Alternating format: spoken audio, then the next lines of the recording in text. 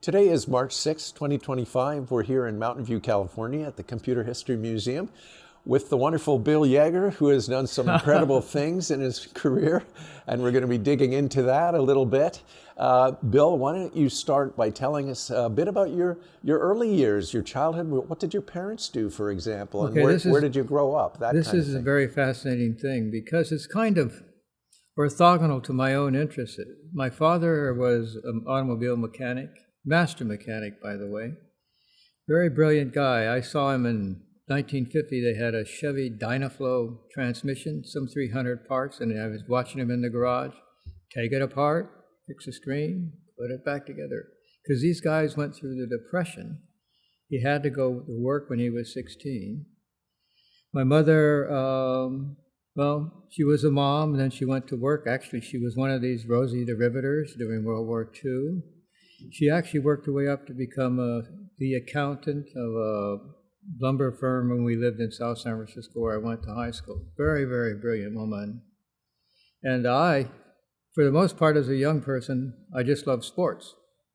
Because in high school I lettered in football, basketball, and track and field, and I played summer baseball. And I got all A's. I think I got one B, but I didn't think much about it. It's just something I did. And I think the most interesting thing is I don't know where numbers came from, but they came to me. And we grew up in Mission Beach, San Diego, which is now Mission Bay, beautiful place. And in those days, it was a playground, no hotels, nothing. And one day I was in the first grade, and I said, I'm going to go count to 1,000,000. So I walked up to the seawall, nice view, and I started counting. I got to 1,000. I said, this is slow. 2,000, 3,000, I got to 10,000, 20,000, I got to 100,000, 200,000, because I realized it would take me forever, right? And I don't know where it came from, but it's always there. When I was about 4, 5, I went into the kitchen, I looked up my mom, and I said, what's that? She says, that's a clock. I said, how does it work? Immediately knew how to tell time. So I had that thing, right? And they wanted me to skip the first grade. My mother said, no, that would be socially not good for him, and she was right. And I went on through junior high, high school. The big difficult time is I grew up in San Diego, and in the 9th grade I had to move here and lost all my friends. And one thing I was really, really good at was grammar in English. I had practically a photographic memory. I really did. And I walk into the English class at 9 o'clock and say, hello, they said, Bill Yeager, our new student, but we're having a test today on grammar. You don't have to take it. And I said, oh, I want to. And everybody looked at me, who was this nerd? And I got them all. I made enemies. So that kind of thing. What's going on in the world right now? Like, is it this 1960s or 50s we're talking about? Okay. I was born in 1940, San Francisco Memorial Hospital, June 16th at 5:18 p.m. Convenient, baby. I learned to talk very young. I think I was 8 or 10 months. My mother said she'd take me to the grocery store, and she'd say apple, and I would say apple, and people would look at her. And I do speak 4 languages now, so it's... Which ones? English, yo hablo español, je parle français, 我会说中文. That's Chinese. I've been studying Chinese. I studied Chinese with a private teacher from 2009 till 2021 when she became pregnant. She started burping when she was over. She's from Wenzhou, which is on the mainland. She was teaching in Hong Kong. And she was pregnant, morning sickness, but we're real buddies. We exchange messages, and I write a lot of Chinese, and I've written more than 100 Chinese poems, and I've written poems in English, French, and Chinese. And anyway, so we lived in San Francisco, actually over on Spring Street in Redwood City, and then I have 2 brothers. Was this in the 60s? Sorry to interrupt. No, we're still back in the 40s. Oh, in the 40s, sorry. Because I was born in 1940. Okay, yeah, so we moved from San Diego, but then we moved to Mission Beach. We lived in Linda Vista, Mission Beach. And then we moved to South San Francisco in 1955. April to be exact. That's when I had that introduction. And then I went off, and I didn't know what I really wanted to do. I never really thought much about it. And then Mrs. Clifford, the librarian, says, "Where are you going to university?" I said, "I don't know." She says, she took my transcript over to Cal and says, "Cal wants you." I said, "Okay." And then they had 2 scholarships at South City, and I was just sitting there, and I got them both. One was from the Rotary Club, and one was from the Women's Club. I had interviewed them, and they said, "And the first one from the Rotary Club goes to Bill Yeager," and I stood up, and everybody looks around. And the second one, etc. And I did, but I had a little detour because my father always wanted us to go into the service, and I wasn't big on that, but I got an appointment to the United States Merchant Marine Academy in Kings Point, Long Island, so I went back there. It was free. I liked that. We didn't have a lot of money. And so there, again, I wasn't cut out exactly for the military life. I was number 1 in my class, and I wasn't liked for that. I mean, you know, I for the first time in my life, I started really studying. And I just got everything. I had 100% in chemistry, 100% math, all of these things. And then you had 30 units a semester because 15 were academic and 15 you had to learn how to behave on a ship. Tie knots, row lifeboats, you had to learn all the parts of a ship, etc., etc.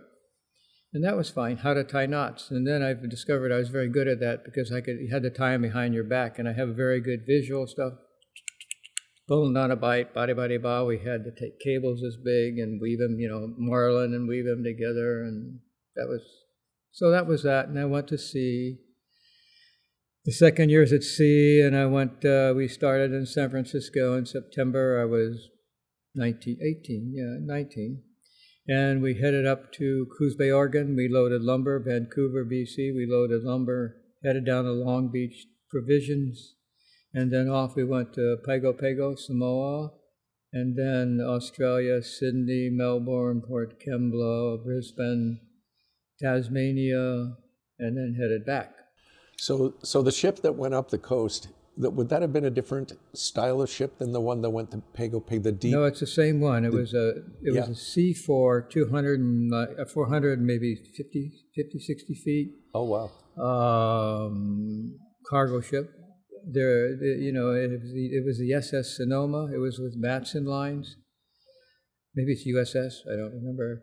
And it was kind of fun because on board there actually was a horse, but it was up above. Okay, and in the lower deck, I had to do all the hard work. Okay, so in the lower deck there was lumber on board, and everything was shored up on the lower holds with lumber. But there also was some super racing car. So I used to go down there and sit in the baby and all of that stuff. And I also, when the chief mate for whom I worked, because I was a junior third mate, there was a third mate, I was the bottom of the line, he had me do all the stuff for the cargo plans and stuff like that and how to balance things because I had all of those in classes. And I remember he was adding up the tonnage, and I was just sitting there repeating everything as he went on the adding machine, and I added it all up. I just could do those kinds of things, not anymore particularly, but with those young minds. Were you able to add a series of numbers in your head? He said 32 tons, 77 tons, 88 tons. I go there, and I just let the numbers run, and then I said, 32,655. He said, "My God, I don't need my calculator." I mean, just in these early years and much later on too, it's so obvious your aptitude and enjoyment of mathematics is so deep. And yeah, I really liked it. In fact, when we get to that, I'll get to that. But there's reasons why I didn't finish my PhD. But when I reflect, I still read my graduate math books, and I enjoy thinking about them. And I really had a deeper love for that. But times and events made me choose computer science, that's all. And I like that too, quite a bit. But there's a different kind of thing because mathematics is beautiful. Some of the theorems are like giant sculptures in 3D, and n dimensions, infinite dimensions, and you're pasting, and etc. But so it's still there, but in a different way. Okay, so now so we got on that ship, and what I really was fun is that when I had never really traveled much beyond the West Coast with my parents in a car, and we got to Samoa, and I found the Samoans, they were still living in grass hunts. The happiest, kindest people I had ever encountered in my life. I took a little walk, and a girl came up, and she wanted to practice her English, and she invited me to go to dinner at their place, but I was a little frightened because I was, naive, and then the third mate said, "You should have gone. This would have been a free feast," right? That kind of stuff. And we saw the great whites as you go along the coast of Australia. They're there, and they're swimming along, and they're huge. And I went out to Bondi Beach, and where they have the swimming, and they have these wire nets out there, and lifeguards, etc. So went to the Blue Mountains, etc. Then I got a second ship, came back, and it was the Golden Bear, which was the American President Line's kind of, princess or queen ship, but it was cargo, bigger, 500 and some odd feet. More formal dinners, because in the other one, we ate, and of course the crew ate down below, unfortunately, and the most interesting thing was going over the collision of the Columbia River and the ocean, and the pilot is there. It's called the bar thing, and as we hit it, the pilot fell off his chair. The ship was going up and down like this. He says, "Just relax, we'll get through here." And this was sort of Thanksgiving time, and the dinner that the cook had prepared all went on the ground, etc., etc. Columbia River Bar, yeah. That was an interesting part of that. Yeah. That's where two bodies of water meet? Yeah, and the river is really something, right? Yeah. And I'd never done that before. It's very interesting that the Fraser River in British Columbia meets the Pacific Ocean, and you see all of a sudden there's a green line where the two, you can see the line where the two bodies of water meet. Yeah, this is very tumultuous. I mean, you could see more in the line. Yeah, mixing it up. Mixing it all up. Yeah, and it may have been a particular rough day at sea or something like that. Right. But we survived it. So your merchant marine career was a couple of years, was it? No, what happened is that it's interesting. We were in the Philippines and cruising along, and I went into the library. And there was this book on calculus. On what? Book on calculus. Oh, calculus, yeah. It was from UC Berkeley. It was like 1898 and signed by the student. And I started reading it, and I said, "Hey, this is cool stuff. There is some math that's actually fun." And so I said, "Okay, I'm done. I'm going to go back to UC Berkeley." And so when we got back, we docked in Selby. And that was what we docked in Selby when off of the. We came back from Tasmania with iron ore on the Sonoma. We docked there. We came back to San Francisco. I got off the boat and said bye-bye. And when you were on the ship, you had a sea project. I had to do navigation, all of that stuff. And in those days, it was sextants and a little book, and you used 3 stars, etc. Sun lines during the day to track yourself. And that was pretty straightforward because we learned that. And we had LORAN, long-range navigation, which is syncing radio waves. You essentially had these sine curves, and we were going across the Pacific. You turn these knobs until they were in phase, and then you would get a location. And the Pacific is interesting, because we're going across the Pacific, and there was a cyclone, a tsunami, a typhoon, it's called. It's a big wind, right? Typhoon, it comes from Chinese. And the ship was doing this, and the ship would do 30 knots. And the captain, Peterson, he was a guy from, it must have been, not Sweden, maybe Norway. He would just say, "Full speed ahead." So the ship is doing this. And they have a wet dry bulb thermometer for taking the humidity. And I'm up on the flying bridge is 80 feet high, and the waves are coming in, and they say, "Whoa, cadet, take this. Our automatic sensor isn't working, and run up there to the number 1 hold and take the humidity." Now, they must have been laughing. course, I was very fast because I did run track and field, and I could run 100 yards in 10 seconds, so I wasn't the slowest guy. So I'd run in, I'd open a little thing, and they had these where the masks were, and I would, the masks weren't for sales, they were just so you could go up and, you have a view up there in the crow's nest, they call it, and I'd close it, lock, next wave, boom, did it. Came back, and I'm sure I gave it to them. They said, "Very good job." Was that just busy work they made for you? I think it was an initiation, right? Yeah. Because right. we got to the Philippines, and we pulled in, and what we brought back was copra, which is coconut hulls, and there were a bunch of coconut hulls, sacks and stuff, and there was some poor crippled guy there on the dock, begging, etc. And they said, "Oh, you have to go down here after the copra's loaded and check something." You open up, it was filled with these black flies. Copra, he said, "No, you just climb down there and check." I did, of course. Had those kinds of initiation rites. It's kind of, you're 18, 19 years old, nothing's going to bother you, right? And nothing did, really. It was kind of that. But anyway, so we were out there cruising along, homes on stilts, beautiful sails on some sailboats, and I told the third mate, "I'm done. This is it, man." He says, "Yeah, you don't want to be a guy coming out here that knows every rock in the Philippines like I do and knows calculus, right?" I said, "Not a way." No way. So that was that, and then I went to UC Berkeley and settled in. Now, what year did you start at Berkeley? 60. I should have started 58, and I started in 1960. I had some good job. When I got off the ship, our house was in San Francisco, South San Francisco, in a place called Brentwood, which was constructed. It was across from what used to be the Tanforan racing track, which is now Tanforan Shopping Mall or something like that. And the guy who built it sold the house to my parents. His name was Barney, and he says, "Oh, you want a summer job?" He says, "I'm building all those houses up on Skyline. If you go above South City and you go up there, all these houses," he says, "I need a laborer." Okay. So I took the job, had to join a union, and made really good money, something like $3 an hour, which was a lot of money for a kid in those days. And I just put it in the bank so I'd have more money to go to UC. And I went over there in 60, graduated 64. Still didn't know what I wanted to do. How was that experience? And was it mathematics you were studying? Or? Well, it's called liberal arts with a bachelor's in mathematics, liberal arts, okay.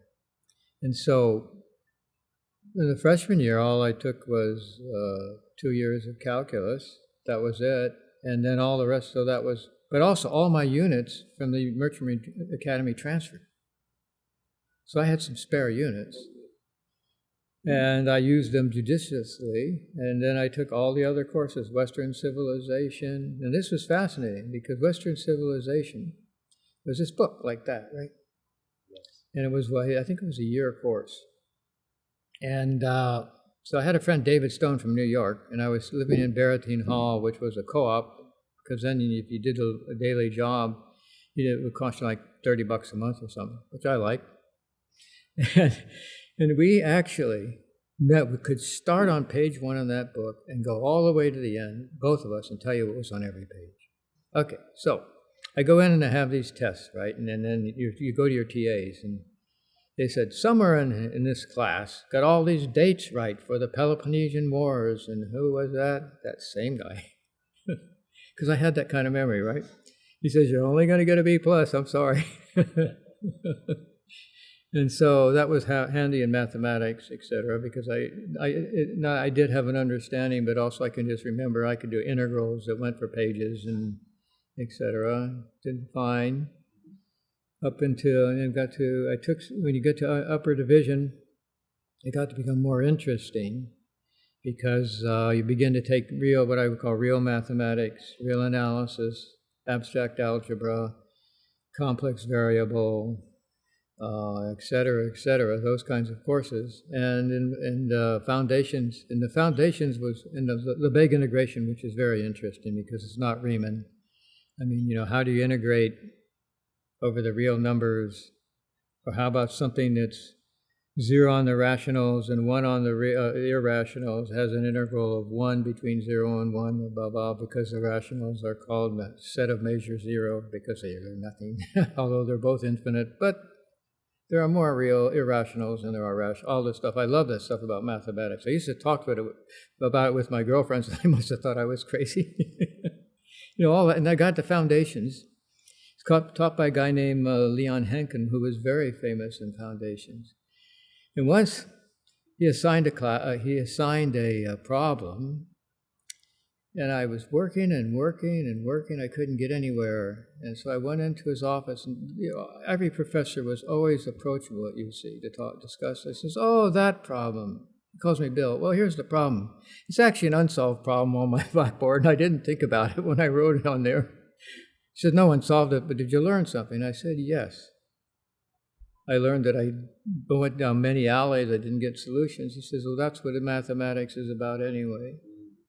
So that was a nice experience, actually, to meet this fellow. And we had another test, and it was big integration, which it gets pretty complicated as you move along. And the teacher was Maury Protter, and he says, "I'll give you an exam, guys." And there were graduate students in this class. And he said, no one finished. He says, "Okay, I'll give you a 3-hour exam." No one finished. He said, "Take it home with your friends. Work on it together and bring it back." I mean, that's the kind of exams you had because they were very thought-provoking. So anyway, after that, that's when we get into my resume. I decided in the middle of the summer, I said, what should I do here? Well, my roommate, John, is at San Jose, and I said, "Well, can I get into San Jose State now?" I said, "Yeah, I'm going to go get a master's." Great department. I was in real analysis, mostly, which I really like, but you had, differential geometry, all of the regular courses. And my Dr. Tony LaVaglia, was for the real analysis. And he just recently got his PhD from Berkeley. And so that became something called linear operators, is something that became my major interest. I did all the other stuff, and you had to pass a written exam. You had to write a thesis, which was linear operators, and there were a lot of original problems solved in there. They're not, etc. And you had to take an oral. And on the oral exam, there were a couple profs from Berkeley.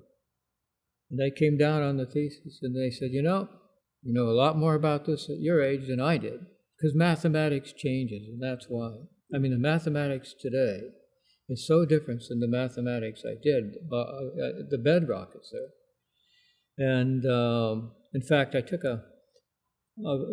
during COVID, there was an algebraic geometry class during the time of COVID given by a guy at Stanford, and it was on YouTube. So I just took it for the heck of it, and it was wonderful. I mean, you could sit there and you had classes and questions and all of that stuff. And so that's I fall into that stuff and follow it, and it's really, algebraic geometry is very, very far out, very interesting.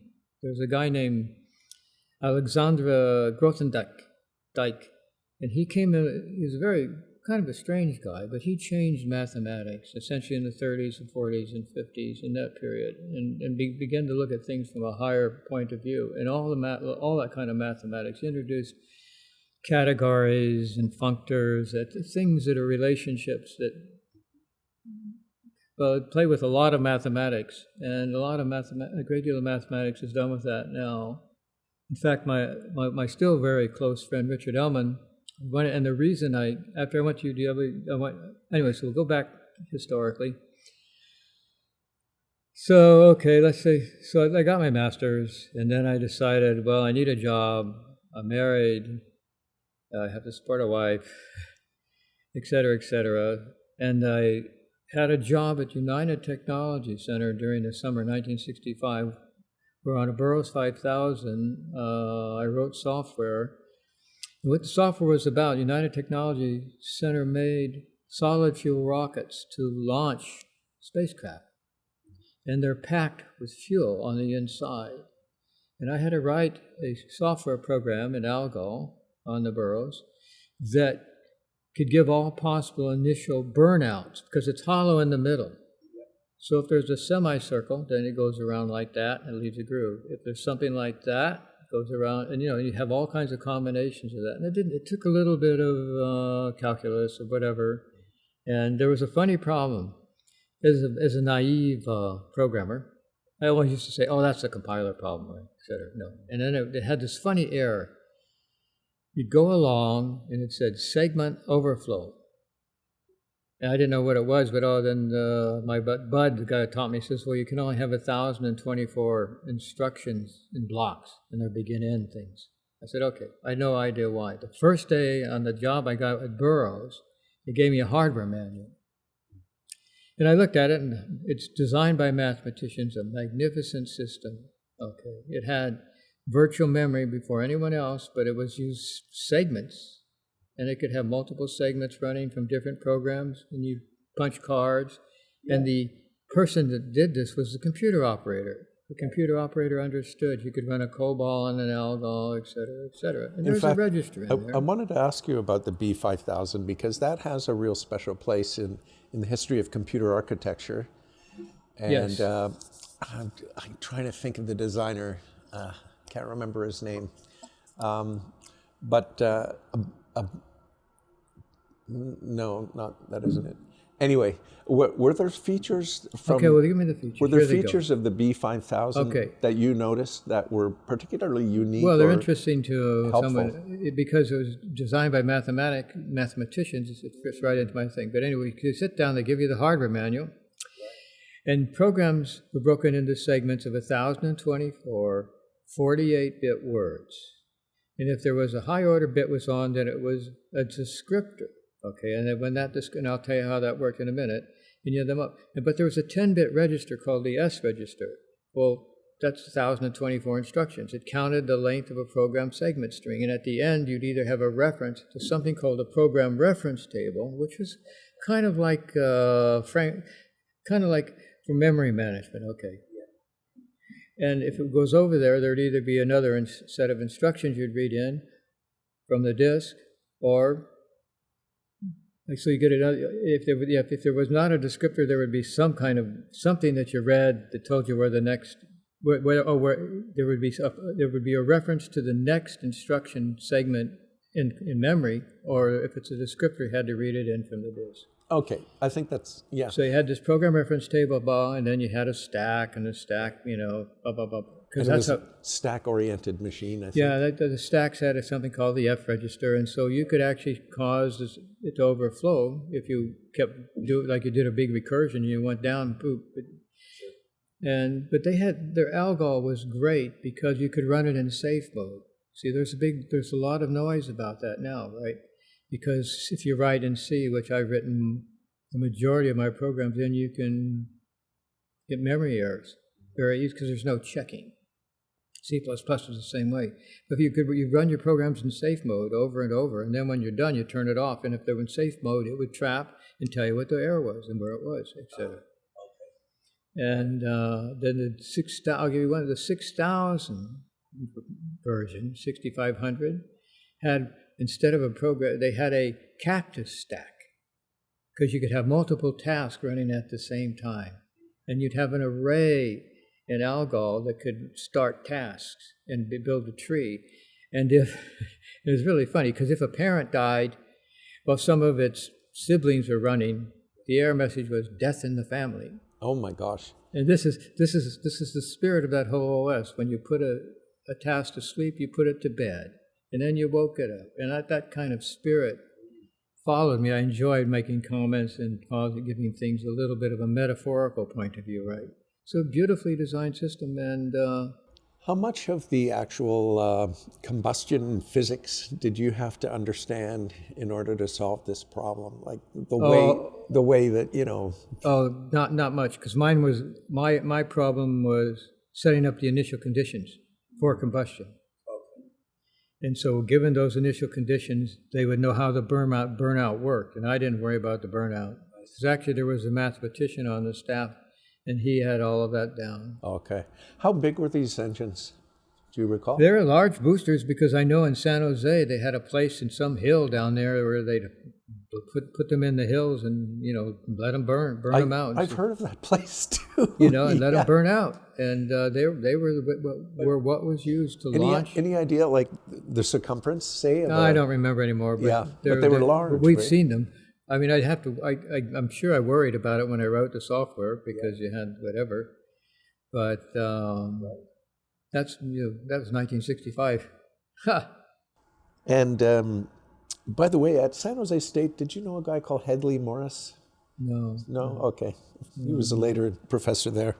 Well, tell me about, let's dig in a bit more on the software side of the B5000 and the master control program especially.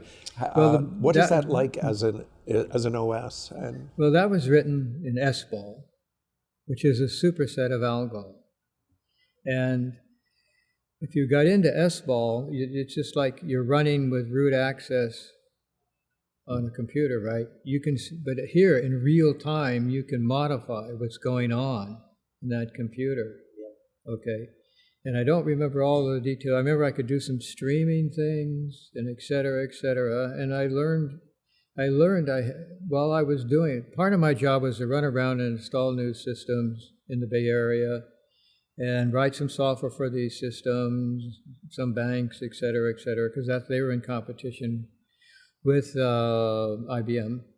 And at Stanford was more interesting because I walked into Stanford, and here we were using cars, and I go into this Pine Hall, and here's this group of kids with the terminals looking right into memory and writing software and debugging. I said, whoa. As opposed to cards and paper computers. Yeah, I said, this is a cool place. Because to me, that didn't happen for quite a while until actually way into the 70s and the stuff I started doing. At NASA you couldn't even do that. Stanford, the PDP 1105s, not really. But we did. That was a whole nother story. By the way, sorry to interrupt, the United Technology Center in Sunnyvale, was that part of Lockheed? I have no idea. All I know is it was United Technology Center. Because they were also, okay. And there were only 3 programmers on the staff, me, the guy who taught me, and then the mathematician. Oh my gosh. And then Paul Fong was our director. I'm not sure what he did exactly. And but it was fun to learn software and see what it was about. And I wasn't very excited about it, but as far as the practicalities of programming on a B5000, did you just have complete unfettered access, or was it a time sharing system? Or it was all by cards. How did you get? Batch processing. Oh, just batch with cards. You punched your cards, you turned them in. Well, actually, at United Technology Center, you went over and you read them in. Right. And those things actually booted with paper tapes too. That kind of stuff. They had the cold start DAC courses. What was the typical turnaround from you submitting a job to getting results? Well, there it was really quick because we could just run them. But when I was at UW and I did work there on part of a research assistant did work there, you'd put them in the morning, pick them up in the afternoon. Okay. And so you had to be. This is where you learn to be precise. Because you didn't want to waste all your time with typos, et cetera, right? Because you get a listing back that much, and they tell you, and you go in, and there'd be the line where the program error was, and you fix a card. No way.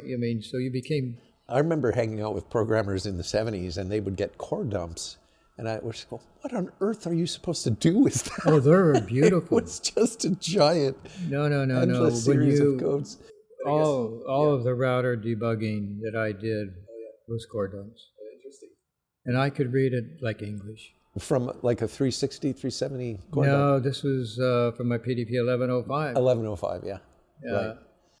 And we'll get to that because we had to do all that stuff ourselves. Yeah. But you get so that you can, in fact, I have a lot of stories about core dumps, but so useful. You'd be surprised what you learn if you start. It's just like reading English after a while.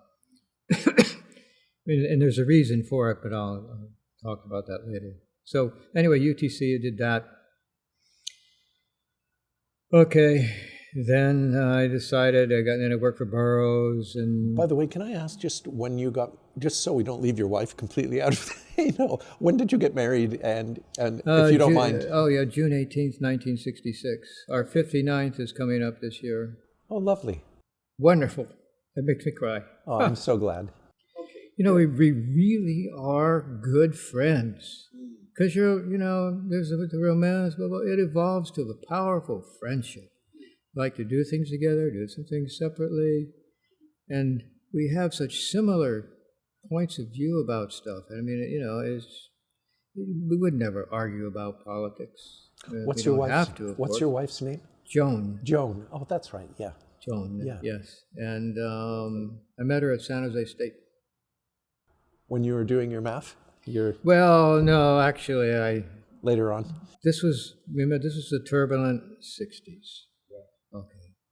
And so there was, on 7th Street down there was all these rallies. And there was a guy, Harry Edwards, who went to UC Berkeley, and he recently passed away, and he would lead these rallies. And I saw her standing over there.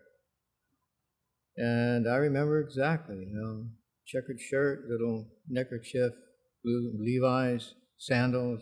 She wore sandals because she just didn't want to get wet feet or wet socks. She was very practical. Anyway, and I said, I want to meet her. So I met her.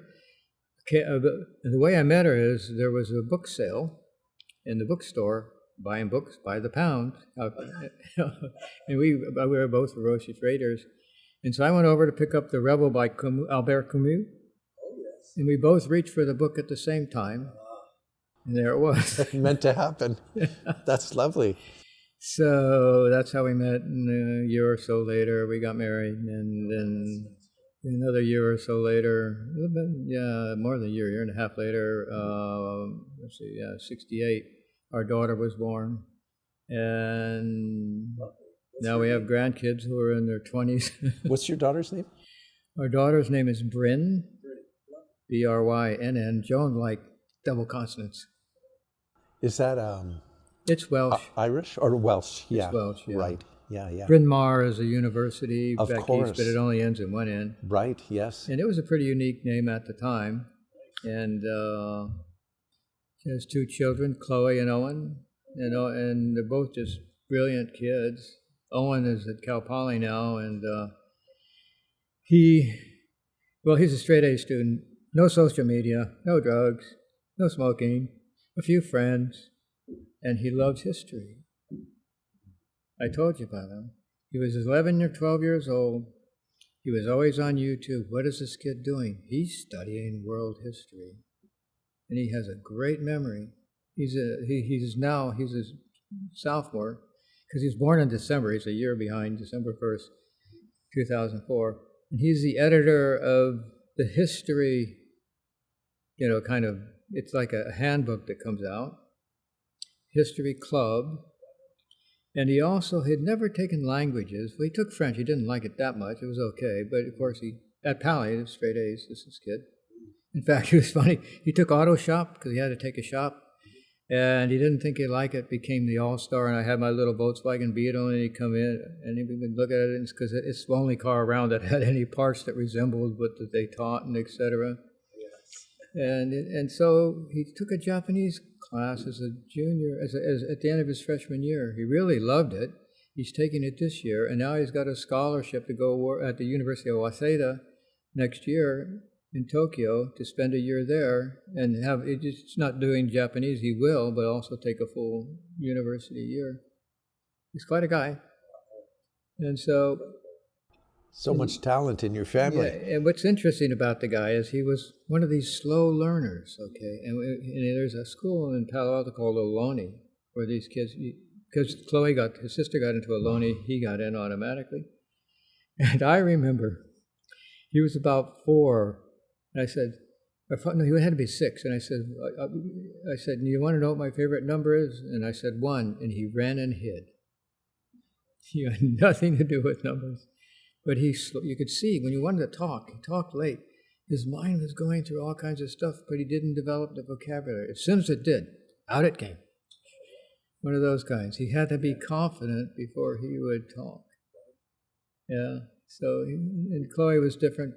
As you noticed with as you mentioned with that course on was it algebraic geometry that you took on YouTube?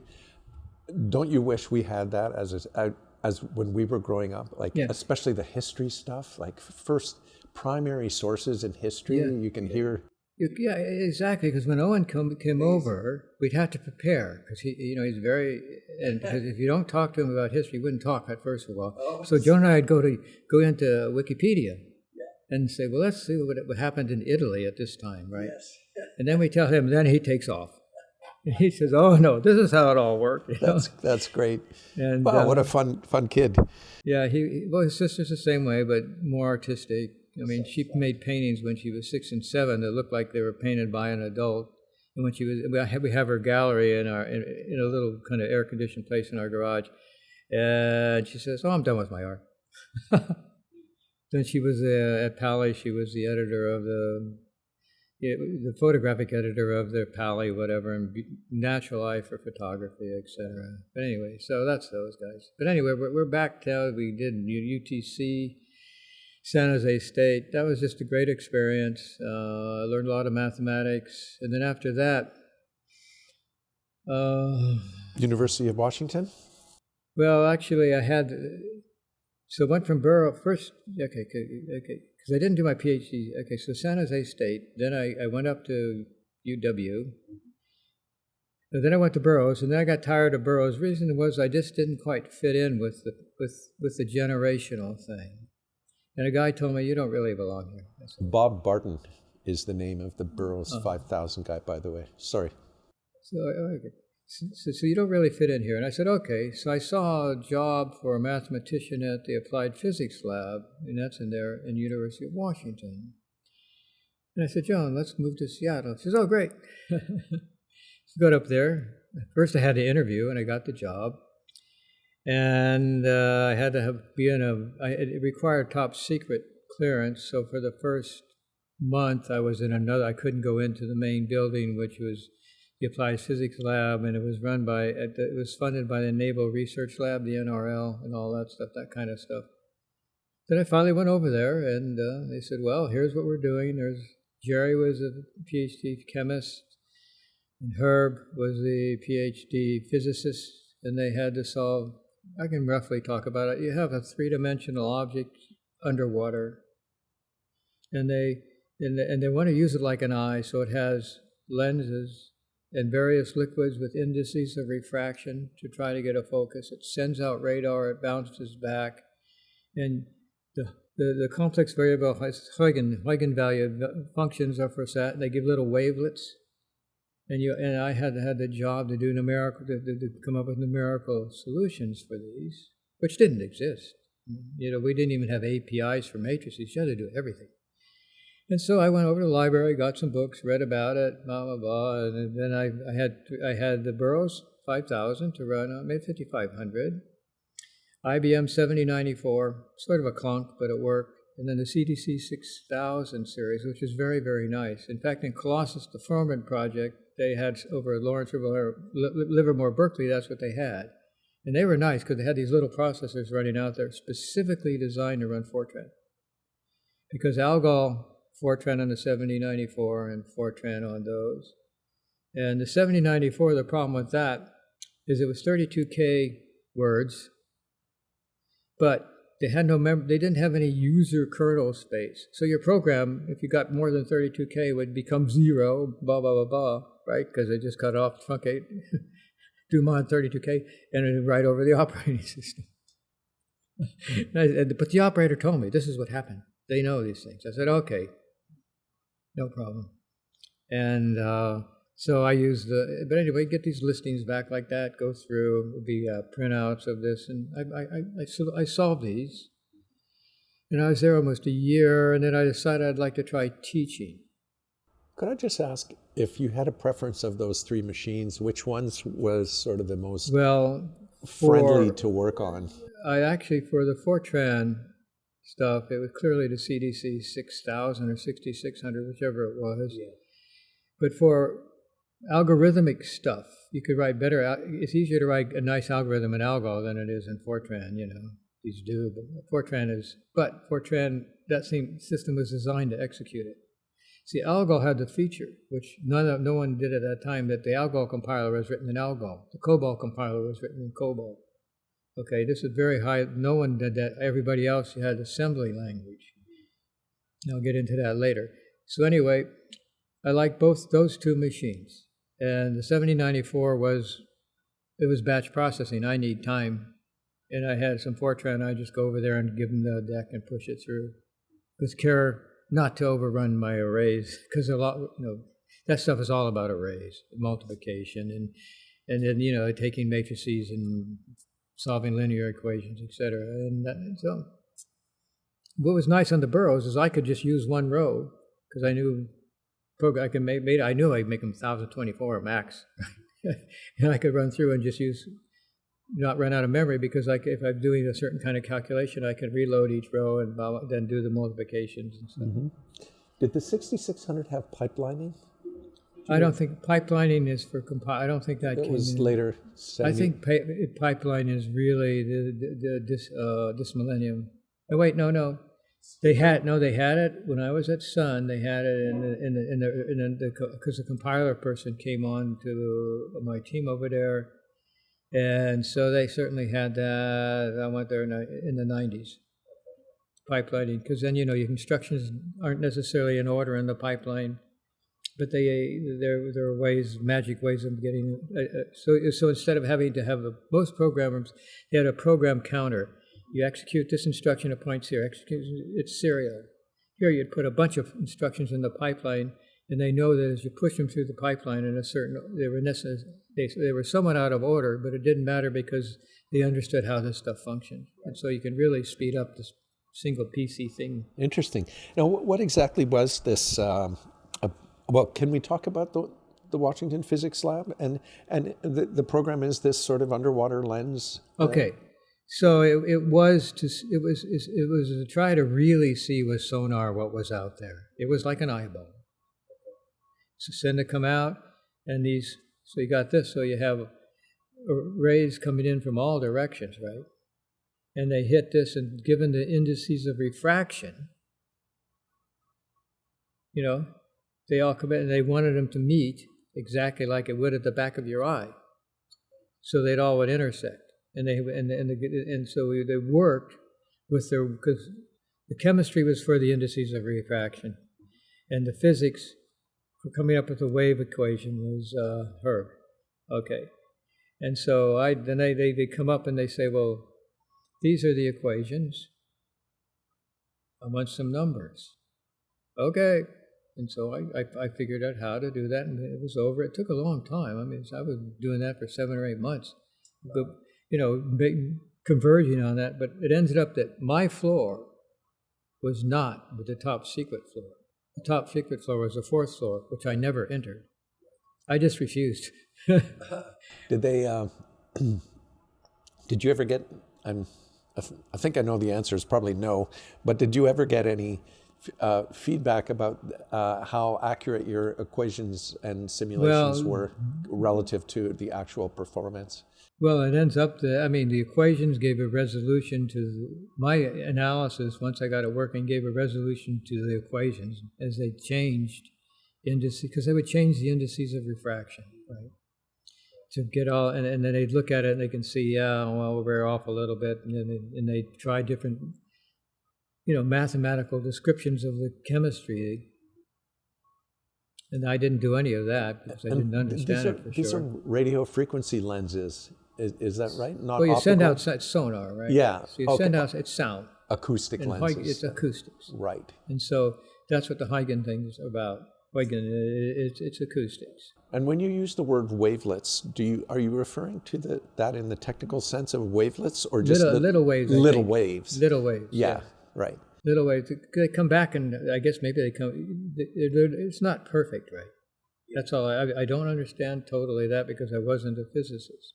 I do know when I was on a ship and we were going along the coast, you have radars and you just get a beep, and there's something there. That's it. And but this is much more sophisticated, and I'm not sure how it went because I left after a year.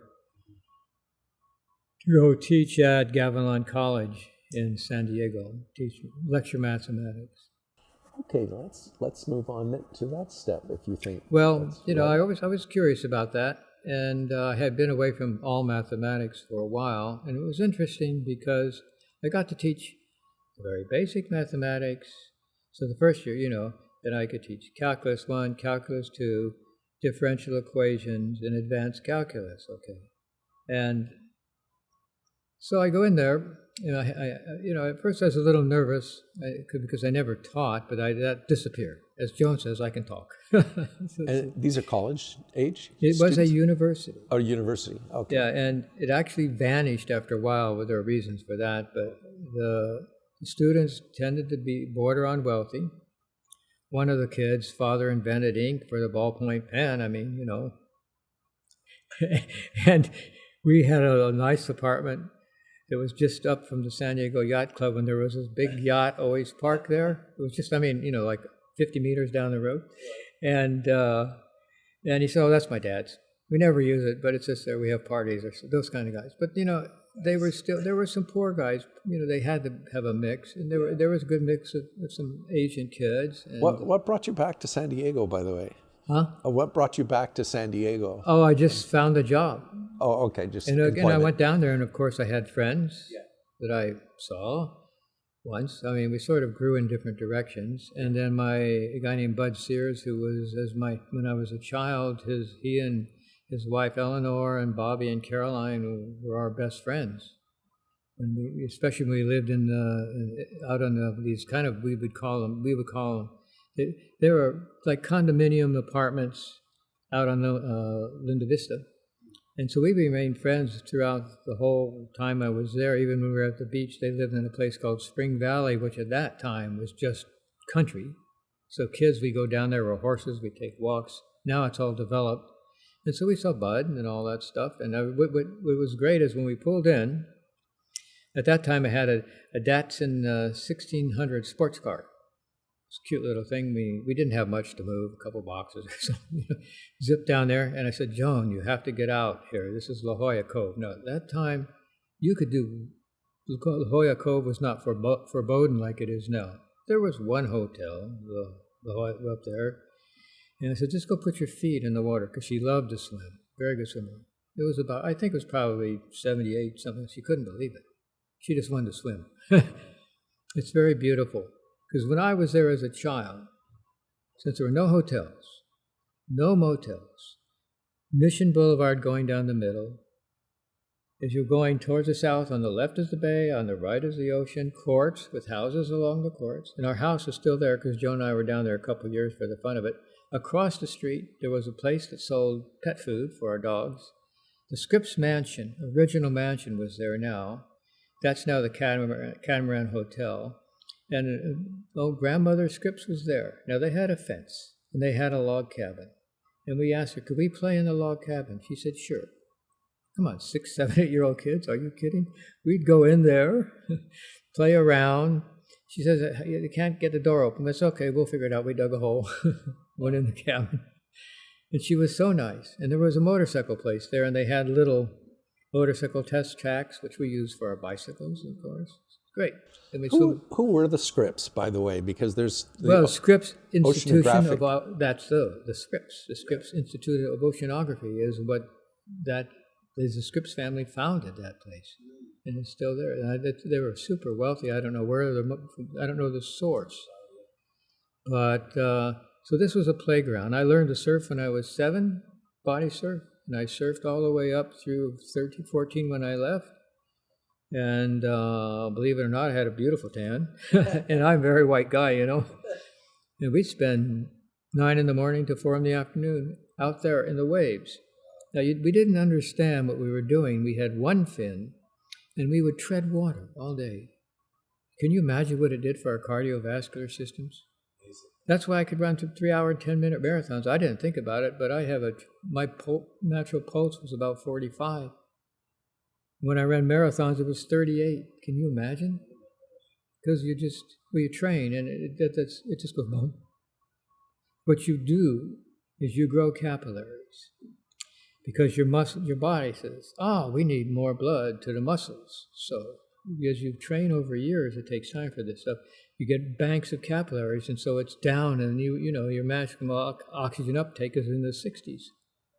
You mostly, that's what training does. And it takes time. You just can't do it in a week. And it took me probably 2 years before I would run a marathon. I ran the first one in 3:20 and walked the last mile. It wasn't like I ran out of gas. I just sort of felt like I was getting cramped. So I would trot, walk.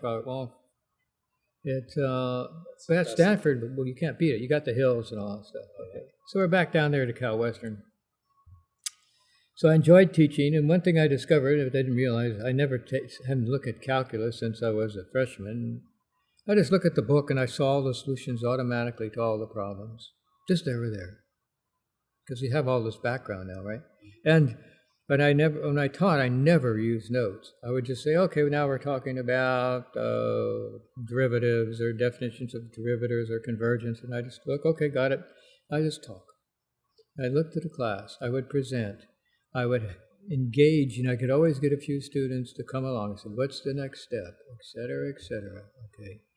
And no pressure exams. I give an exam where anybody who did okay would get, 70, if you're a little better, 80, and if you get the hard problem, you'd be, like that. It all worked out.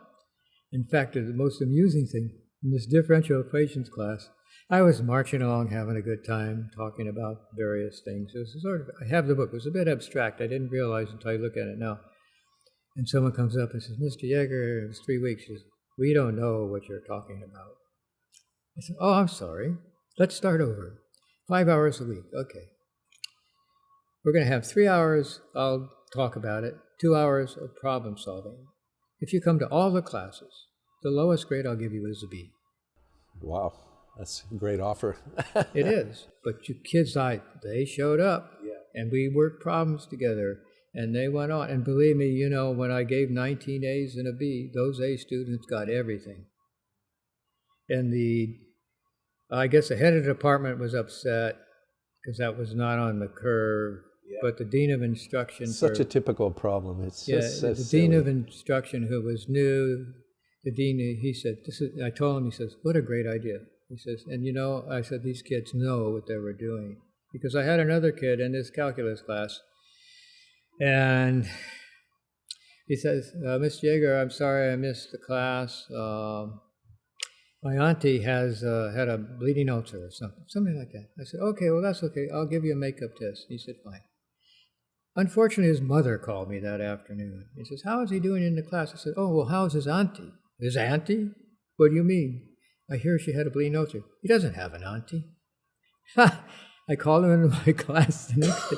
I called him. I said, guess who called me yesterday? Who? Your mom. He goes, I said, okay, we're going to forget this situation, like pretend it never happened. But your grade is going to be what you get. He got a C or something like that. But, the kids try all kinds of stuff. It was so cute. And there was an airline stewardess who was in our little apartment building, and she needed one class in math to get her degree. And Dr. Dancer, who was the head of it, could you just give her a test? And I gave her a test she could pass. And she did okay, actually. And she got her degree. You do those things. Did you say Dr. Danzig? Is that was his name, Dr. Dancer? Yeah, it wasn't George Danzig, was it?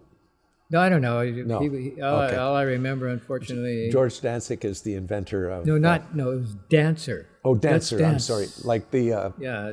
Like Santa's elf or Santa's reindeer. What you do when you get out there and you on the floor, it's changed since that time, of course.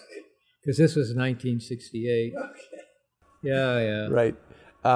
Okay, so you are at Cal Western as well now.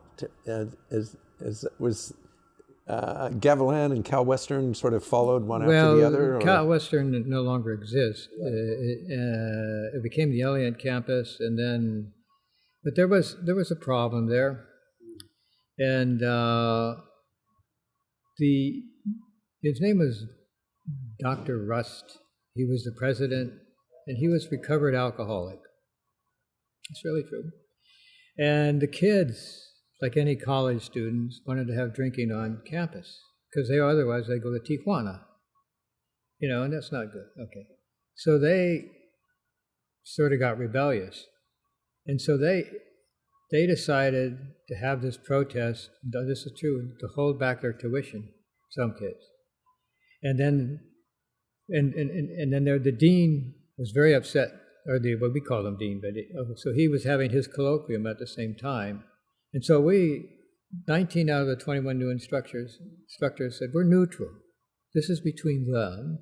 So we will stand in the middle because we don't want to say, we like the students, we like him, but then this is their resolution. So then this guy, we had 21 new faculty members, and one of the other two shows up, and we had to sign loyalty oaths.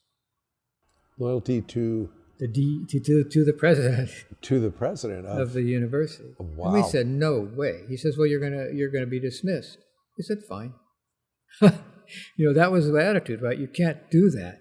And then, his guy's name was Yuji Mitani, the Japanese kid leading this. I said, the students and the president resolved this issue. We as faculty members are neutral. We don't support either side. We'll talk to both sides. We will even be, that's what we do. So 19 of us left and came north. 2 of us came north. One good fellow, Bob Brock, went to De Anza. It just started, and I went to Gavilan in Gilroy and taught math up through calculus to the kids. And it was a nice experience because at that time between San Jose and Gilroy there was nothing but San Martin and Morgan Hill, Samatig, and otherwise just all farms. And friends had farmhouses. We had a nice house in Gilroy on 1st or 2nd Street, a couple blocks from what was then 101 going through there. And you could bicycle over and back to Gavilan, and it worked great. And there were some really, actually brilliant kids there. And then there were a lot of Latinos and Japanese, etc. And the Latinos kids, the guys were fine, but the girls were very controlled by their parents, as they always are. Latino families are a very powerful family structure. And so some of the kids were having problems, and the girls, and so I said, well, they need a chaperone. I said, well, get a chaperone for them and bring them to my office hours. They said, I will help. So I start the class, and then a lot of the kids couldn't even add fractions. I said, okay, we cannot do this cursus. So I changed it. I said, we're going to go through all of the stuff that you can't do first.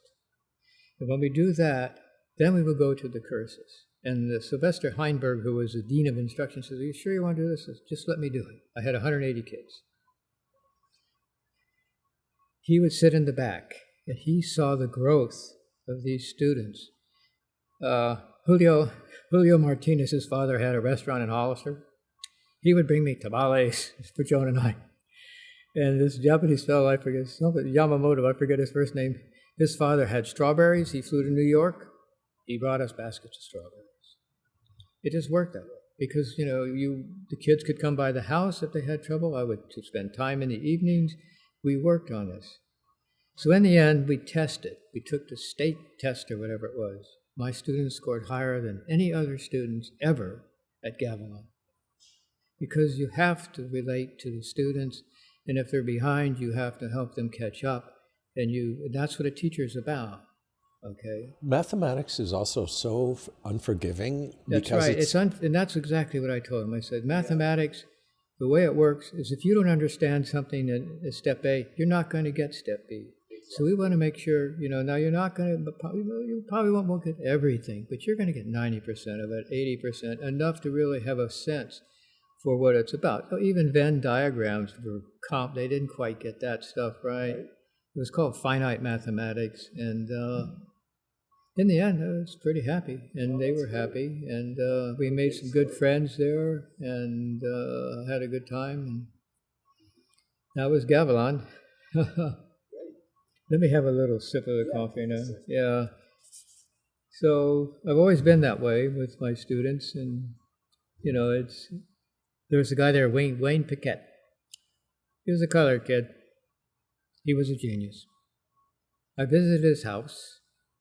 He had PDP-11s, and he had the core memory he got some and he was rewiring it. He had cables all over his house. He won something in some design thing for some kind of color display or something in national, something popular mechanics.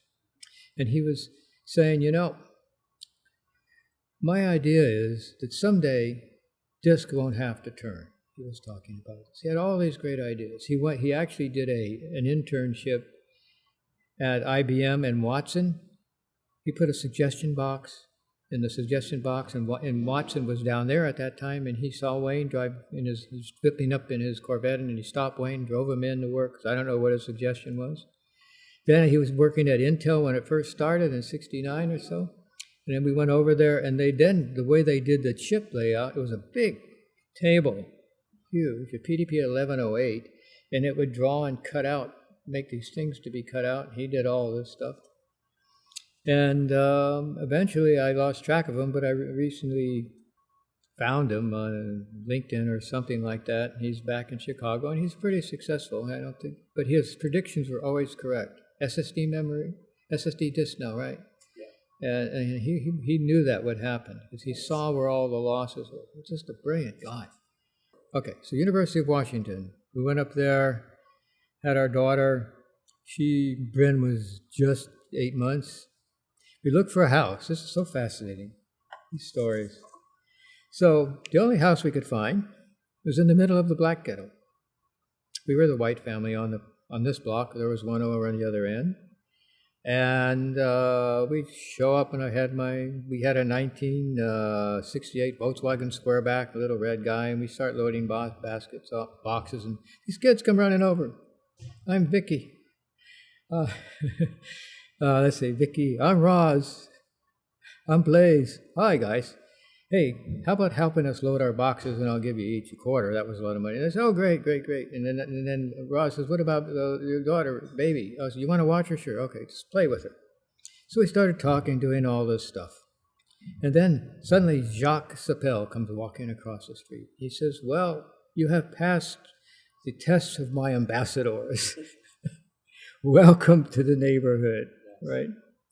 And we were absorbed into the black culture. Now, this was a beautiful experience because we saw what police harassment was like, but the moms and dads that worked 2 jobs. Phil, actually, next door, Phil Bossa had a great job, and he was director of something in a big plastic fiberglass manufacturing place. We went and had a tour of that. And the kids, once I said, oh, I'm the black sheep of my family. He says, oh, don't worry, we're not Black Panthers. Because I said that, I was embarrassed. We hung out together. I come home from school. Because I had the university, I'd bicycle over and bicycle back close enough, sit in front. They'd bring over, we'd have a beer, talk. So one day, this is my favorite story. So one day, this little guy, Michael, down the street, he was about 9. He was into butterflies and birds. And he always says, Bill, can I borrow your 10-speed? And I said, it's always there for you, Michael. So today I said, Michael, instead of the 10-speed, Joe and I and Bryn and our dog Kim, they've always watched our dog Kim for us, we're going down to Lake Washington, which was just down the hill. The next block going down, super wealthy. And we're going to have a picnic. He came along. It was very nice. We swam, did this. Joe made some sandwiches, played dogs, flew a kite. We came back. Michael got out. Phil, I, and Joan, and Bryn, actually, we were sitting on the front porch, and Bryn had her little bicycle. She could sit on this thing, and we kind of push her back and forth. It had 3 wheels, because at that time, she was actually 1. She'd already gone into 1 year old, so she could kind of move this guy. And suddenly a police car pulls up, and Michael's in the back, and our 10-speed's on the back. And I said, what are you doing? He says, is that your 10-speed? Yeah. Did he steal it? I looked at that cop. I said, that is his to use whenever he wants. He said, well, somebody put firecrackers in Mrs. Bailey, who was just around the corner, believe it or not, a Dean's mailbox. I said, oh, her. She was from Texas. She lived in the Dean's kind of old carriage house, and she was a racist. She called them bad names. So they put firecrackers. I said, no, he was with us. We were having a picnic. He says, okay. So he gets out, and he kind of has tears, and Michael goes home. And then I told the cops, I said, why are you doing this to these kids? They said, I want to put the fear of gods in them. I said, no, you're going to make them hate the police. This is what this is about. They pulled out. They did a nice split. And Phil, who was sitting talking, says, I'm going to count to 10. Got to 10. 2 cop cars come whipping down the street, park in front of the Gill's house, and out comes this guy, all kinds of badges, chief of police. He made those 2 cops apologize to Michael. That's why those kids grew up the way they did. They were really, great kids. And Michael comes strutting up, Bill, can I borrow your 10th speech? I said, sure, go for it. That story woke me up to so much that goes on and went on, And so it was a wonderful experience. It's the best neighborhood we've ever lived in. I mean, we have a beautiful house, almost an acre, etc. You hardly know your neighbors. There, everybody knew everyone. You needed everyone. We had barbecues. We shared everything. It was a rich experience. And then the school, I did very, very well. And so finally, and I had a research assistantship in the computer science department because I knew Burroughs stuff and I knew Fortran. And I tutored students and also taught topology and stuff like that too, because the computer science graduate students who were shared with me had to take some graduate math classes. And they taught me about robotics and stuff like that. And I worked on the Burroughs system, mostly the Burroughs system. And I wrote some special software for the hospital that got installed into the OS because, University of Washington Hospital is right there. What did that software do? Some kind of management basic stuff. I don't remember all the details any longer. It was just one of these things that the hospital wanted, and they wanted it to be there all the time and run all the time, et cetera. So it was right on the disk. Most software you did, it wasn't batched. It wasn't an electronic health record system. Something like that. Maybe it was. I don't remember the details any longer. It was one of my last projects, and all I know is very few programs were privileged enough to write on the disk, no batch processing, and run it. And I remember standing there with the guy who was responsible for the program, and he said, "Should I run it?" I said, "Sure, it'll work." It did. He said, "Thank you." In fact, it was funny. In one of the little blocks in there, I left a little message. It was an unused part of the disk, and I wonder if they ever would find it. And yes, after I left, my friend Alan Westhagen called me and said, "We found that little message." It was like, "Hi, guys," because there were some unused bytes. Yes. It was kind of cute. But anyway, that was my personality, right? I was ready. I had taken a year in some of because I already had San Jose State, all of the PhD courses. I particularly liked functional analysis. In fact, there was some von Neumann stuff in there, and I'm a big fan of Johnny von Neumann. And I took other classes, and there was a topology class, an advanced topology class I took from Norm Noble, and he let me work on some very hard problems, because at the time, Paul Cohen had proved that the continuum hypothesis is independent of the Zermelo-Fraenkel axioms of set theory. They always wondered about it, because the continuum hypothesis says essentially between 0 and 1, there's, you look at the real numbers, there isn't a real number in there. So the continuum really goes countable, all of the rationals, irrationals, algebraic numbers. That's all LF1, LF0, and then they go on. And he proved that you can't prove it. It's independent of the axioms of set theory. Okay. In mid-1970, I had finished my studies, and Dr. Robert Moore was my thesis advisor, and I told him that I'm going to abandon and go into computer science or software engineering, whatever you want to call it at that time. And he was very upset because he says, "I don't want to lose a good mathematician." And I said, "Well, the reason is this. In 1971, there were no jobs for mathematicians anywhere in the United States, 0. But my still very close friend, Richard Ellman, was just finishing his PhD thesis at Berkeley. He was in by quadratic forms, and Dr. Town was his advisor, and he was a very funny guy because he loves basketball and track and field, so he dedicated his thesis to Franklin Muley. He was the owner of the Warriors, Franklin Muley, because while watching a basketball game, he discovered something very unique, and he called it the Warrior Lemma. Oh, how nice. And his thesis was so good that UCLA, Columbia, and Notre Dame offered him positions. Wow. He went to UCLA and never left. Actually had to go, the president of the American Mathematical Association, who was at Rice, insisted he come down to Houston for 1 year as a lecturer, and he was told by his advisor, this is politically correct. Now, if anything Richard and Caroline, his wife, and their 2 cats don't like, it's heat. So he says he never left his apartment, except when he did, he got in an air-conditioned car. He went over to Rice, came back. Then he went to UCLA in '72. He just retired this past year, and he's probably 82 or 3. And wonderful guy. We haven't seen him in a while, but we still exchange email because we both like science, and we're in various things, Nature magazine, etc. We read the articles, but he's brilliant. I mean, he did it. So that's why I left. I wanted some money. So I ended up at NASA. There was a job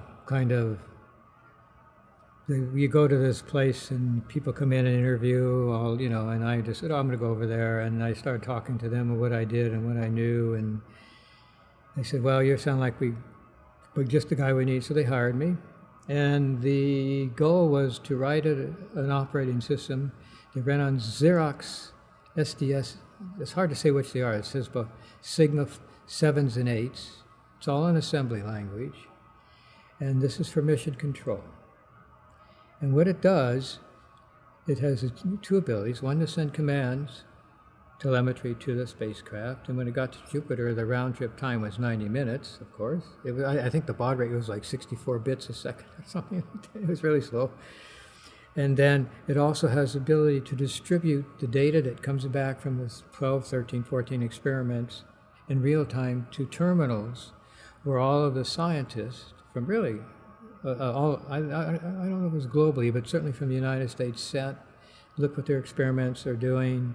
It displayed the real-time photos, had something called a photopolarimeter, which I'll explain to you, that could be displayed in real time on a TV set in color. It only gave blue and red, and I think you mix yellow with it, and you get in color. And there was a master TV guy there, and he could do all that stuff. And I have a story about him. He's a funny guy. And then also backed up on tapes, sent over to Kitts Peak. I think it's that University of Arizona State, one of those 2. And those guys did analysis of all of they could do a better, it was resistors to kind of tweak the image to bring the lines close together, but they had the mathematics to do all of the averaging, Fourier transforms, etc., to really get great vivid photos. Was JPL not part of this? JPL, they're not part of the launch, because the launch happens in real time. The other stuff does, but it comes, and all of it comes, but it comes back in called unformatted form. They're called frame buffers or something like that. They come back in frames, and they had little sync codes at the beginning. And I wrote the telemetry stuff, so I knew that. And so you had to sync up, get the data, etc. And they pointed a rifle with something like the sound thing at it as it was launched to pick up the, sounds. Pick up the signal, and then of course it had, I forget what they're called, but it had radioactivity to power it. There are these little RCVs they're called, I think. Radioactive. Radioactive thermal generators. Yeah. Something like that. RTGs. And so they did. It was a big secret because it was flying over Latin America, and they figured they wouldn't want Latin America wanted to know it. Okay. Yeah. So.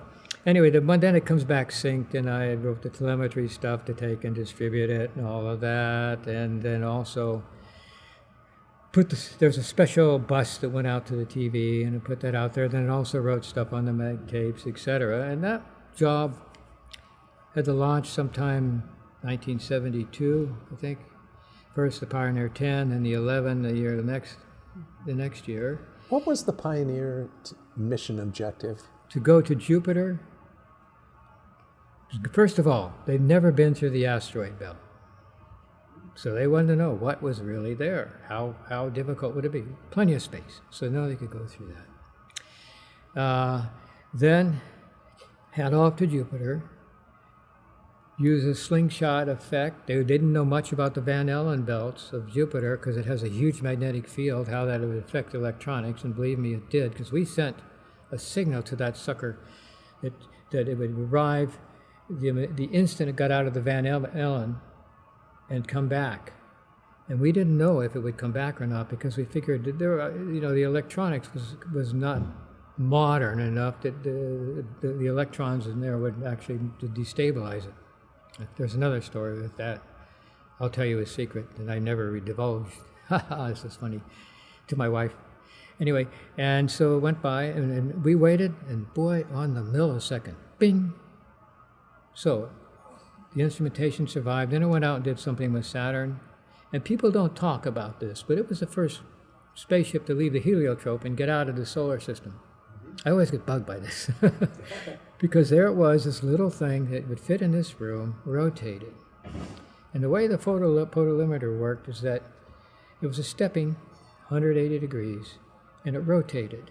And it would rotate, take a strip, step, rotate, take a strip, step, and do that. And so we've got other photos. And then that came back, and there were strips, and then this guy, the TV wizard, it was an analog disc actually, could take and those were actually shown on TV. Now, was that a charge coupled device, or is that premature technologically? The thing that produced the one scan line, or was that like a? I'm not sure what how the instrument. All I know is it is a stepping motor. Oh, okay. It was a stepping motor. Dot, dot, dot, dot, dot, dot, dot, dot, dot. Okay, back. Dot, dot, dot, dot, dot, dot, dot, back. And where is Pioneer now? Do you know? It's way out there somewhere. And you know that little plaque? Yes. I have one. It's in our little sunroom because every member of the Pioneer team got one. Oh, nice. Very duplicate, man. Wow, that's really something special. And it's really that was a nice gift. And we also all got a book describing the voyage and etc. And I have a few photos of my very long-haired self at that time. I had very long hair once. Oh yeah. And I had a lot of fun there. But the last software I wrote, because there was a new manager that came in, her name was Cheryl Root. Let me drink some water. There we go. And I knew her from UC Berkeley. And we were talking, and I said, I really should get out of here because I'm maintaining things. I'm not a maintainer. So the last thing I had to do is what you do is you take a linker map. I never looked at the linker internals. And I took and wrote a nice assembly language program that took the linker map, ran through it, and gave a hierarchical calling sequence of all the OS. And that was fun because I never really saw the bits because it's all what this means and the linker and that. And that was done. And then I was sitting there, and this girl, her name was Rose, and she says, Bill. She handed me a Stanford Daily. I just applied for this job. It's in the Instrumentation Research Lab. It's not for me, but it is sure for you. I went over, interviewed, and got the job. Wow. And that took me to the Instrumentation Research Lab. At Stanford. Right. Tell us what you did there. And also I want to cover you note in your preface to me that there were experiments on board Pioneer that you were able to control remotely. Well, do you want to talk about that a bit? The experiments the experiments were controlled remotely by the software, not me. They would send each. Well, there are people from Langley, Kitts Peak, all over the place, various experimenters, and they could put together a command to the spacecraft to do this, to do X, Y, and Z. I'm not sure what they were, but for example, there was one signal. There was a set of very small cups that would they wanted to know how much dust was there as it went through space. Not much, but they would break if dust hit them. And it was doing 23,000 miles an hour if any dust hit it. And a bit of dust out there, but not a lot. Measure the Van Allen belts when they could. I don't know, there are 13 experiments. They're all listed on Wikipedia. How big was your code? About 2 huge card decks. Oh, so a card deck, a box is 2,000 cards, right? Yeah, So a couple of those. 4,000 cards? Yeah. Which is 4,000 statements, essentially. Yeah. In fact, during launch, my code had a bug. Okay, and Denny, the boss, gets very mad at me, and I said, just back off. I had a listing, and I said, don't look over my shoulder, just let me solve this. And I look, and there was just one little statement, it was great, compare this to this, and then take the condition codes and do whatever. And that little whatever line was never executed, because we had another spacecraft that gave us simulated data. Okay. And there was a little typo in it. So I saw it, fixed it, put it back in. He was happy. But he was still kind of... Then, all of a sudden, the OS cracked. I said, what's wrong, Denny? He says, please... Sorry, what's the LS? The operating system. The OS. Sorry, yeah. There's my hearing control again. OS cracked. And I said, well, what's up, Denny? He says, it crashed. Would you please help me? Right. So he did. He took his deck. And, and then we were taking the deck in. It fell and separated, but Oh, no. But it fell in order, and we had these things. You put it in, and they just sort them right away. Yeah. Popped in, and it worked. And then he apologized. Okay. I said, "Look, this is software, man. There are going to be bugs." And that was actually the last one for either of us. But there was. But there have been some very famous bugs. There are famous bugs, yes. Yeah. And the one story that's very interesting that when it was going by Jupiter. Do you know who George Jubicek was? No. He was the science reporter for KQED. And he asked me the day before, Bill, what kind of photos are we going to get by Jupiter when we go by? I said, none. It's impossible. So they pulled away and didn't do anything. And we had a big meeting in Charlie Hall. The director said, someone in here told PBS. I said, well, why do you want to do it? He says, it'll save us $35,000. I said, well, geez, there isn't going to be a single thing because the instrumentation, the signals going to be scrambled. And it was. So I never told it. I've told a few people about that, but that's being ethical. Yeah. And so Charlie Hall, he would have got bad news. So I did that. Kids, you just... Well, there's a famous case of Fahrenheit versus Celsius. The spacecraft conversion didn't get made, and... Well, it's like, GPS needs the general theory of relativity, and it's not a theory. It needs general relativity, right, to make that little collection, because the clocks run slower here than they do up there. Right. And so it's in the mathematics, otherwise you can be off by 13 kilometers. It's so unforgiving too. There's no more unforgiving environment than space. It's like I guess it was the Heinlein story. So cold equations. Did you ever read that? Yes. It's the same story, right? You cannot land with us. Sorry. Yes.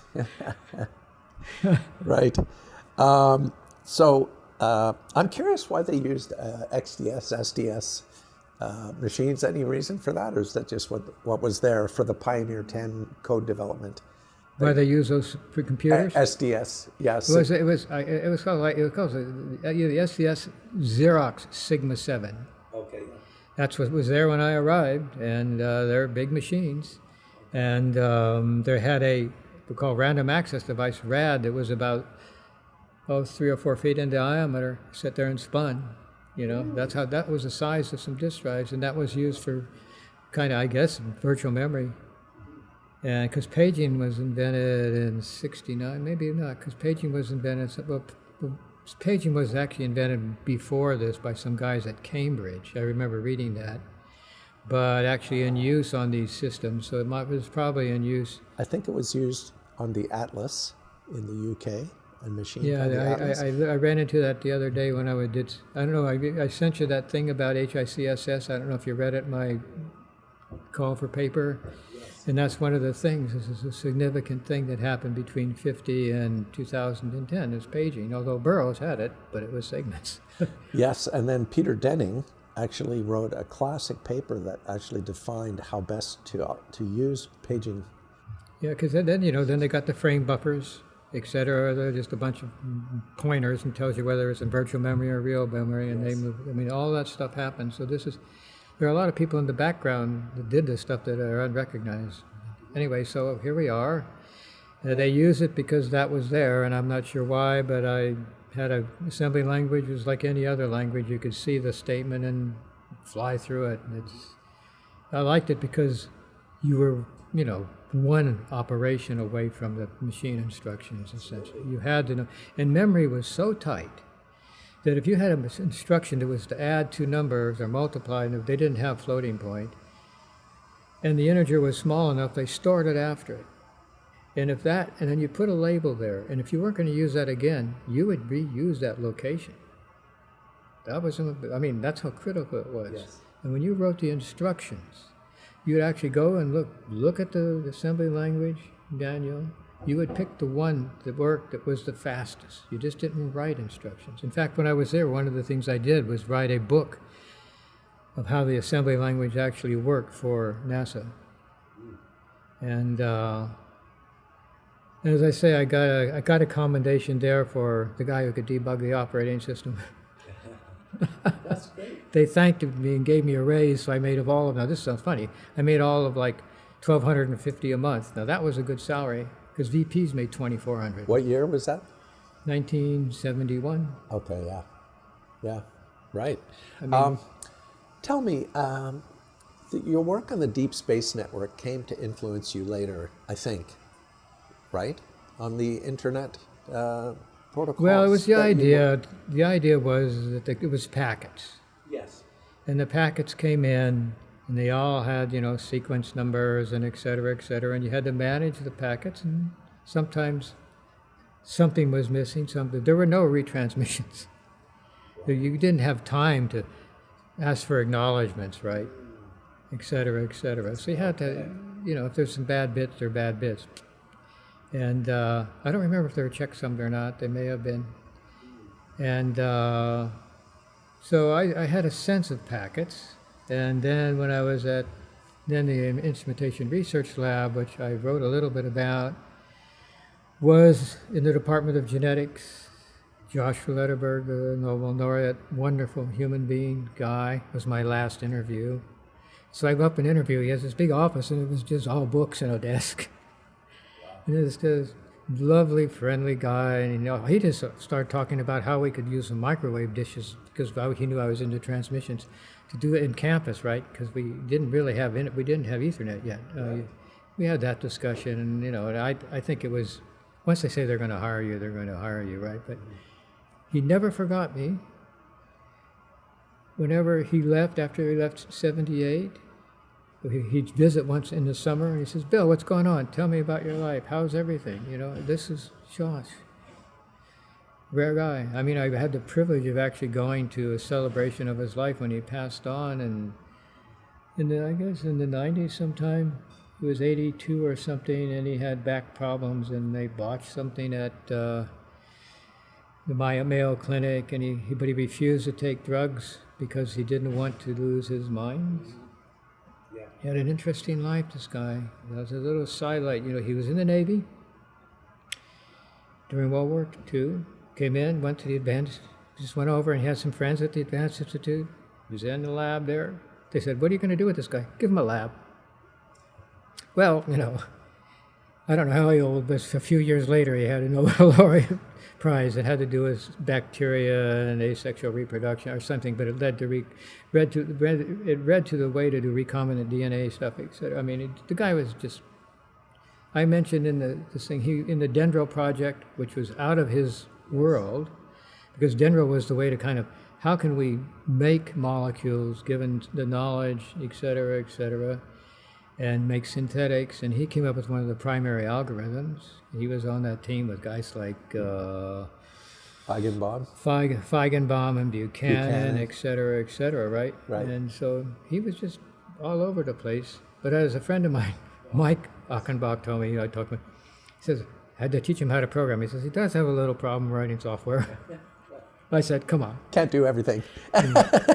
So anyway, in this instrumentation research lab. Can I just ask, on the Deep Space Network, was there any form of error correction? I have a sense there wasn't error correction, but there was error detection. Okay. Okay, because if a packet is bad, you don't want it. I don't remember the details. There's too many Exactly. years. It could trigger some horrible command or something. Yeah, right? yeah. You wouldn't know going out. Right. Because it goes through, but it went through JPL, and it may have been the JPL cleared the packets when they put them in the frames. I see. That was my sense, because I don't really remember actually doing error correction. I just remember knowing, it's just, you knew the experiment, and everybody had a terminal line, and you went to TT1, 2, 3, whatever it was, and distribute them out. And then there are other parts of the operating system one worked on because it was a real operating system. Well, one of the things I do in my spare time, an amateur radio operator that does this extremely low energy Earth, Moon, Earth. There's a physicist at Princeton who came up with a technology to transmit very low bit rates into space. And amateur radio operators are now using it to bounce signals off the moon, which is a very close target. It's really something that the signals, even the Pioneer and the Voyagers came back for years afterwards. Well, you think of how many picowatts of energy must be coming back. Yes, right. And they're just bits coming back, and they actually are saying something. It's not just, it's there. It's not like a ping, Yeah. No, it's astounding. The whole DSN, Deep Space Network, is an amazing thing. Yes. Yeah. Yes. And they had big dishes on the ground, I guess, as well, right? There's one in Australia. Oh, yeah, they're all over. I think there were 4 at that time. They were globally located. I mean, you have to be because the world's going around. Yeah. Okay, well, tell us about being hired at Stanford as a scientific programmer. Well, it was kind of called scientific programmer, which really meant I had a lab. The guy I replaced, there were 2 of us in there. The hardware guy, Nick Vezades, who in the paper I've actually finished, I talk about, he gets a lot of credit. He did a lot of work, and he was in the background, and myself. And he worked on the chemistry side. It was with the Department of Inherited Rare Diseases, and they would take blood and urine of children who are ill, and they want to know, what do they have? And they would, then the chemists would do fractions, which means they would do acids and esters and whatever else. I remember acids and esters, and they put them in a little pot, literally a pot. And there's a gas chromatograph that heats, and the molecules elute, and always in the same order. Goes into a mass spectrometer, quadrupole, and it uses magnetics to fracture them into pieces. And we were mass 440 to 440 AMU, and it would discount at each one, okay? And you get these counts on a photo plate, transducer, digital, and go on to a PDP 1120 on a disk. So when that was all done, that raw data would be passed. We took it was called a Unibus, from the PDP 11, a big strap about that wide, ran it over into our room, which was about from here to that, here to where the fellow is sitting contemplating. About 20 feet? About 20 feet, something like that. Maybe, about that. Had to go through the ceiling. We passed 256 byte packets, which, it was a bust. There were never any errors. Greg Girac, a guy, wrote the code for that. Put them on a disk. Then there's a program that had to go and actually say, what is this? So what are the pieces of the various, because the molecules would come through and they do this, a peak, this, pieces of them. 40, whatever the masses were, C12, C13. And the game was to find the principal peak at each mass, and then put them in what's called a spectrum, which is really, from my point of view, from mass 40 to 440, you get peaks, like histograms. Boom, 12, 13, boom, boom, boom, all these things. And then you'd give them to a chemist. You print them on a Versatech printer, of all things. Give them to a chemist. The chemist would identify the molecule. And there was a collection of, there was a collection of molecules that came out. And then we would take and put them into a library called HisLib, because the first thing we do is we try to identify them, and if we have them, we have them. Otherwise, we do that. So we built this all up. And so we can, actually, there is something called, people who are allergic to purchasing phenylalanine or something like that, whatever it is, whatever the problems, we did identify lots of diseases this way. And the program I wrote was actually, when I arrived, Tom said, well, this is Jeff Tromey, nice guy. He's from Wollongong, University of Wollongong, Australia. He's prototyped the program. Your job is to learn it and fix it. And this is really funny because people said, he said, there's no comments. I said, I don't mind, because my rule is you start at line 1 and you go through the program. It's just like a book, and you learn it all. And when you're done, you'll have it. So Jeff would come once a week for 6 weeks before he left and see how I did. And if I didn't know it, I was fired. Let's say I was laid off, because you have a 6 months kind of a period, and if you don't do the job, then bye-bye. Okay. And he said at the end of about 3 weeks, he told Tom, well, Bill knows it better than I do now. Because you start at line 1. Yes. And you go through and you analyze and you make your drawings. And I did very well in chemistry. I never lost a point in organic and inorganic chemistry. I mean, I had a sense for this stuff and what he was doing. And in those days, you made your own load maps. What's a load map? The load map is where things are loaded in memory. Oh, okay. And if you have a tree, you'd have a block here. And if this was used once, then you would then have a way of reusing that in time, Okay, so it's to keep track of memory allocation. Keep your memory applications at various levels, and then we go down like that, okay? And you didn't have any read weights. I mean, if you want to read from disk, you start a read or write to disk, whatever. You start a read and you go off and do something, and you come back and check, and you do some double. Everything was the programmer's job. And it was 4.10.4 by then, maybe. And so it worked quite well. Sometimes it worked too well, and really the chemist would say, Bill, this is too perfect, and because there's corrections you have to make. Like inside the actual tube for the gas chromatograph, there's something called column bleed, goo, they call it goo. And it builds up, and I don't know how you see the curve, but it goes like this, and it's a very, very predictable curve. So you have to subtract that kind of stuff out, and because you know what it looks like, etc.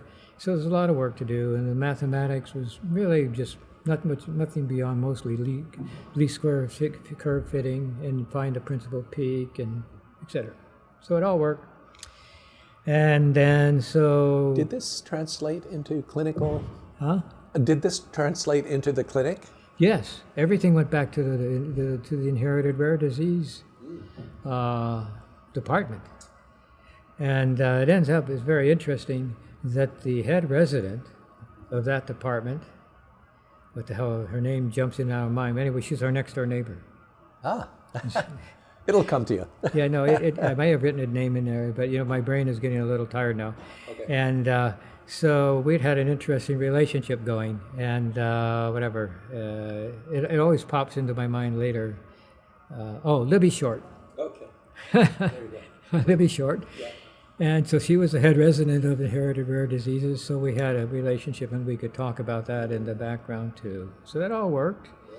And I know in 1978 it got the, whatever it's called, American Analytic Society Program of the Year.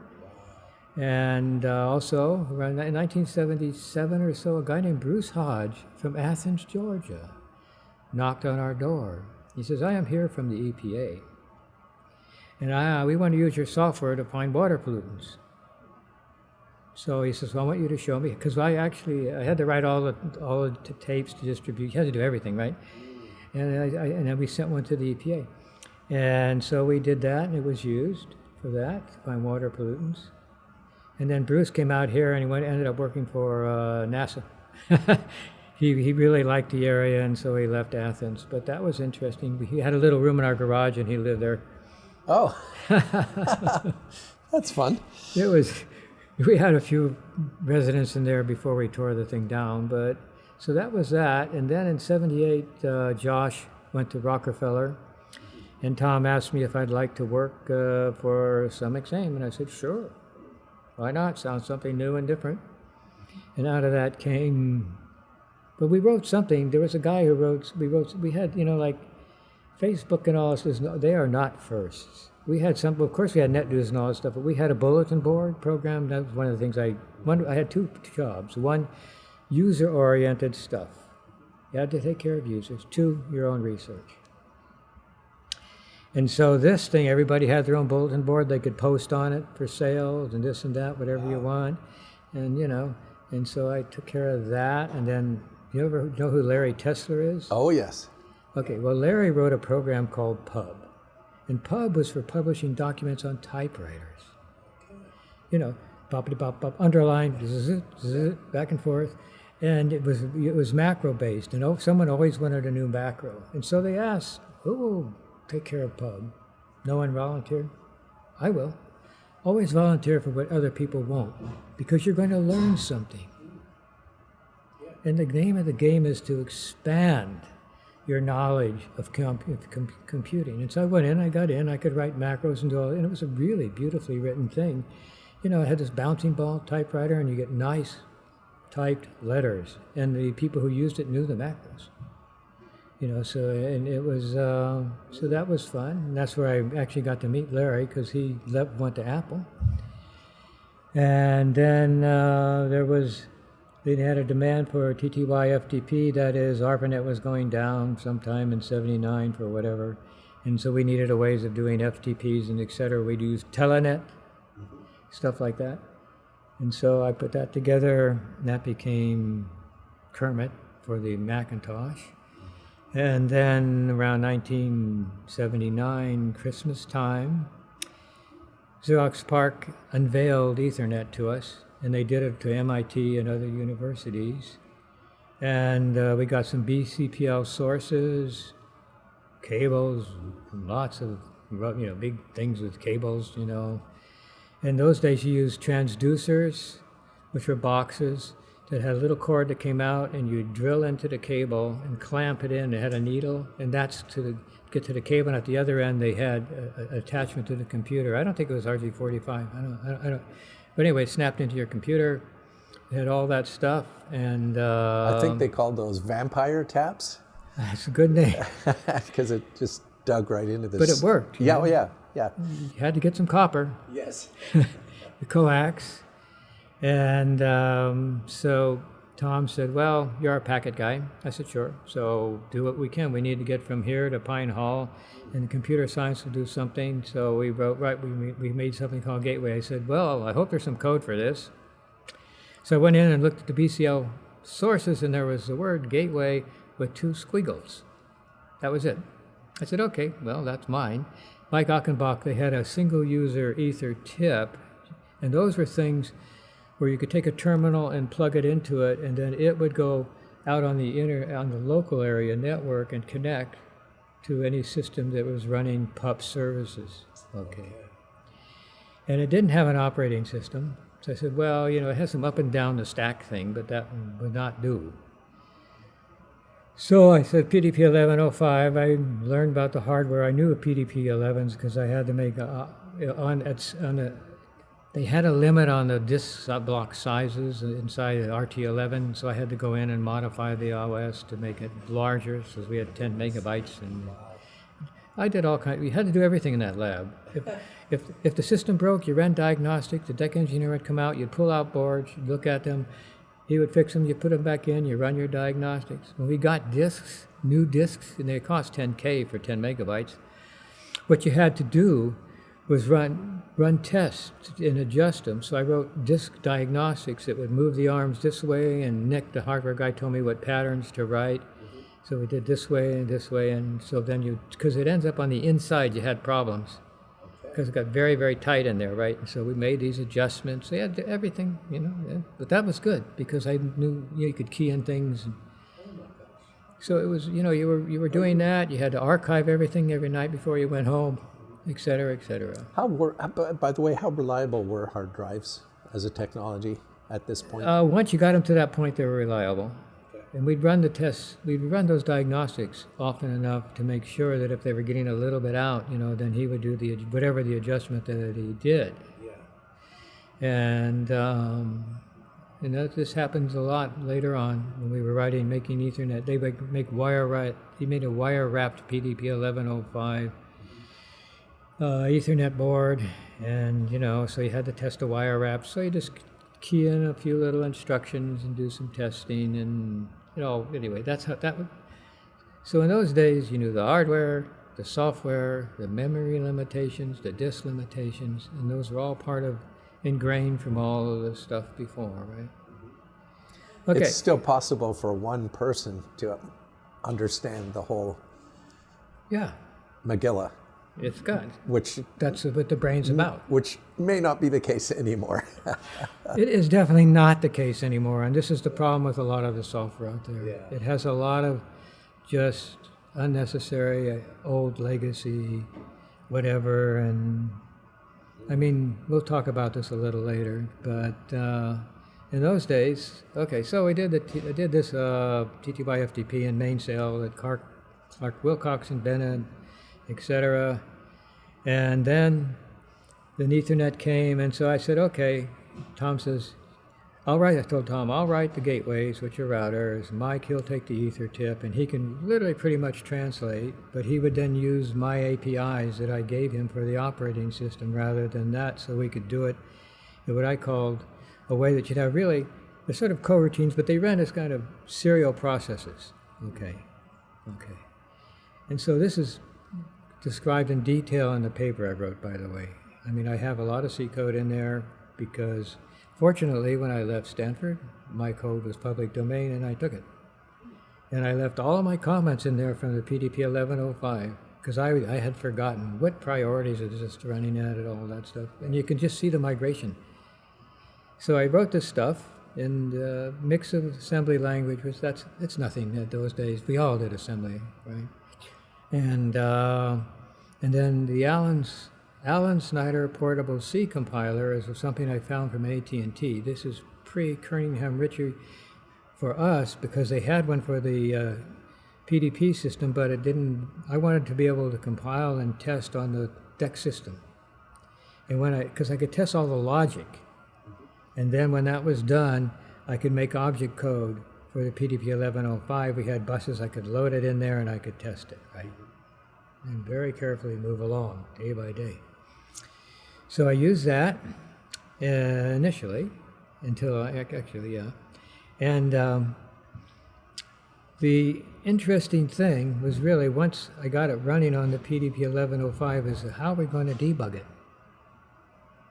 Memory dumps. This is the key. Because actually when I put it in, it ran.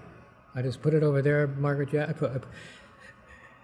Jeff Mogul and Bill Nowicki, who were graduate students over there, wrote some little thing on, I don't know, Mesa or something that was kind of like a router.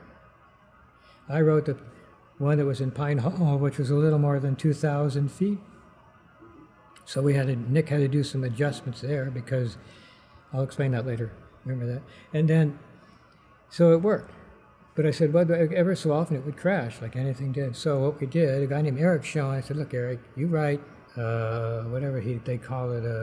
They had a very simple, like FTP, but it was PUP FTP. Not they have two PUP BCP byte control was much like TCP. This was just a single handshake: send, receive, send, receive, send, receive.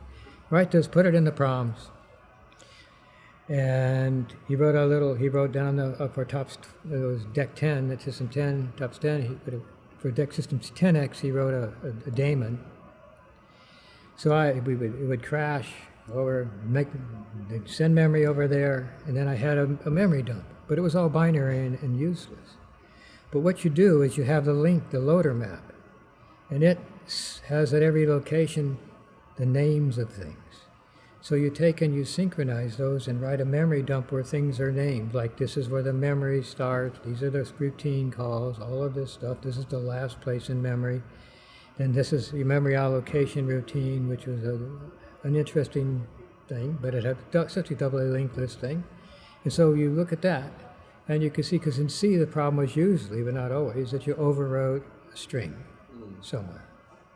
And the problem was when you looked at it on the right-hand side, you took everything that was in ASCII, there was a bunch of stars, and you would write all the ASCII so you could see all the text too, because the text should be there, and if you saw text that was smudged, you know there was a problem. And Tom says, I said, I see conversations between President Kennedy and whatever. And he says, well, Bill, you have to wear a blindfold. I never read them. Because it's all there, man. Everything that was in there is in there, and so you're just looking at your memory and all that stuff. But wait a minute, can you explain what you just said? Well, what it means is that, there's email going back and forth. Oh, email. Okay, I got you. Got it. We didn't have IMAP yet or anything, but there were email systems. Okay. We had something called Banana Read and SendMail or something like that. And Banana Read read, SendMail did it, and you could go system to system. And then there was something called Mail Manager on 10XN tops 20 and 10, and that was just a terminal-based thing where you could send messages. And so the text comes by, and it's no encryption. No, of course. Passwords are all open. Yeah. But you just, I never read a word. But you'd go along, and then you'd find your bugs, and you'd fix them. And I think, all in all, I only found really a couple there. And one was forgetting to save a register in the I/O driver, and that was mysterious because a register is something that one of the little processors would use, and when it came back, how it would behave depending on what the I/O driver did to the stack. Right? The register was changed. Yeah. And so when it returned, it's supposed to have its own registers, but So anyway, I solved all that. Is that a bug in the microcode? Or? No, it's just, registers are part of how operating systems work. The CPU has registers, and it has so many numbers, like 7 of them, and it uses those for addition, subtraction.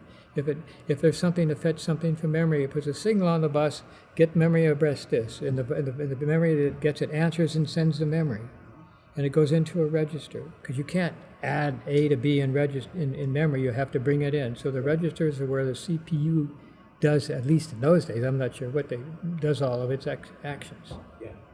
So the system I wrote did, ultimately that would just go away, because what I did is every little routine had its own stack, was saved, its own registers were saved, its own stack pointer, that's all you really need. And so when the context was switched, the schedulers was saved for the schedulers, and then this thing would run, and then it would make a call that would get back to the scheduler. The scheduler would do the swaps that are necessary, so suddenly the scheduler was running again. And so you could swap in and out, and I had essentially a sleep, well, let's say something that's called suspend. Dismiss me and come back on the next cycle, because the scheduler had 3 priorities. The other one was time dismiss me and come back when the time expires. And the other was an event dismiss me and call this routine, and when that routine says, I want to run, let me run. So the scheduler would have all that stuff, and if it knew it had an event dismiss, it would call and check. Said, no, just don't run it. No, don't time. Don't run it. And you put all that together. Level 0 was interrupt drivers, etc. Level 1 was the stuff that, there are queues, separate queues. They're only for PUP. So the queues were locked with priorities, and then to get the queues, it would get distributed to the various PUP activities, if it's, because there are lots of things that went on besides routing, and go up higher and higher. So you could actually get up to the byte stream protocol, level 3, which manages tips, etc. But the router is just level 2, level 1, actually there's some level 2, level 1, level 0. Remind us again what PUP stands for. PUP, Park Universal Packet. Thank you.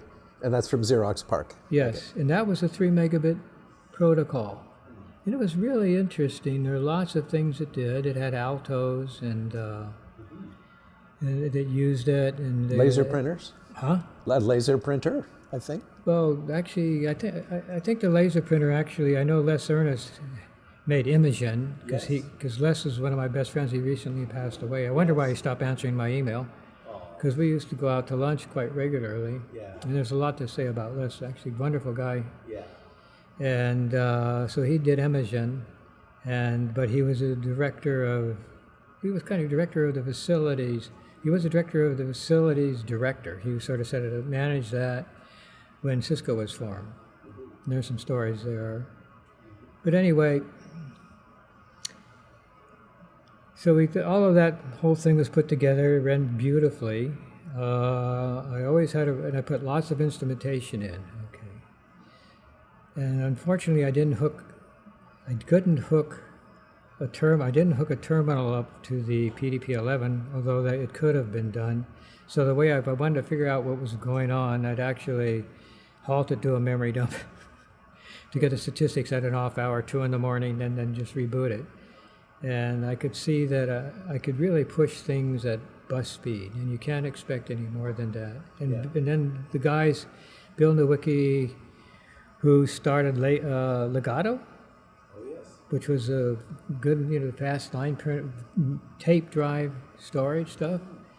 He was a PhD student, and he worked on that. We were good friends, and so we shared a lot of information. So, there's a big community there. I mean, even at that time, Don Knuth, I said, the way collisions work is you go down and you sense that the bit you wrote is not the bit you're reading. The interfaces did a check, so they say there's another packet out there, there's a collision. And they shouldn't happen, but they did occasionally, actually rarely. And so you have to have a random number to back off. And all of the routers uses a random number generator. And I said, Don, can I generate a random number on 16 bits? He said, no. Take your favorite odd numbers, I use primes, and do this, and you'll get a perfect distribution, in which you did. I mean, if you ran 256,256 buckets, you had 1,000 in each. Okay, but they weren't random. But, given there are only a few systems on there that did this, it worked fine. And isn't it nice being able to have someone like Don Knuth to ask such questions? Yeah, and he was very responsive. Oh, he's wonderful. And even later on, you could still talk to, he did some very early stuff, text, which, and then the way to format integrals, et cetera, and tech, I guess it was called. Yeah. So you had he was Nowicki and the guys. Well, the big transmission in 1982, Xerox had Xerox Network Service, XNS, which was essentially designed to run on 10 megabits a second.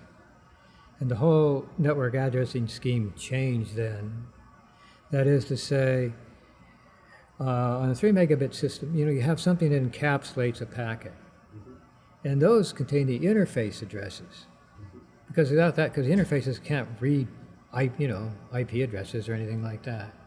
And so there were 2 bytes on PUP, because PUP, the destination host and the source host, each 1 byte, okay, followed by a type. It's a PUP, okay, but you can have, there are other, we didn't use any other 3 megabit stuff. No, not really. Well, there's some things that happen, magic between 10 megabits and 3 megabits for Xerox, but no, okay, so that kind of stuff changed because Park was smart enough to say, look, it's 48 bits MAC address, that's going to be the 48-bit host address. Okay, and then the network was 32 bits. There's 80 bits. IP only had 32 addressing. That's why they ran out at 4 billion and something or other, and that's why we have network address translation, and everybody behind it has the same 10.0 point whatever, 192, 128, all these 192, 168, 011, all whatever these things, because they were smart. And so with IP, you needed something called address resolution protocol.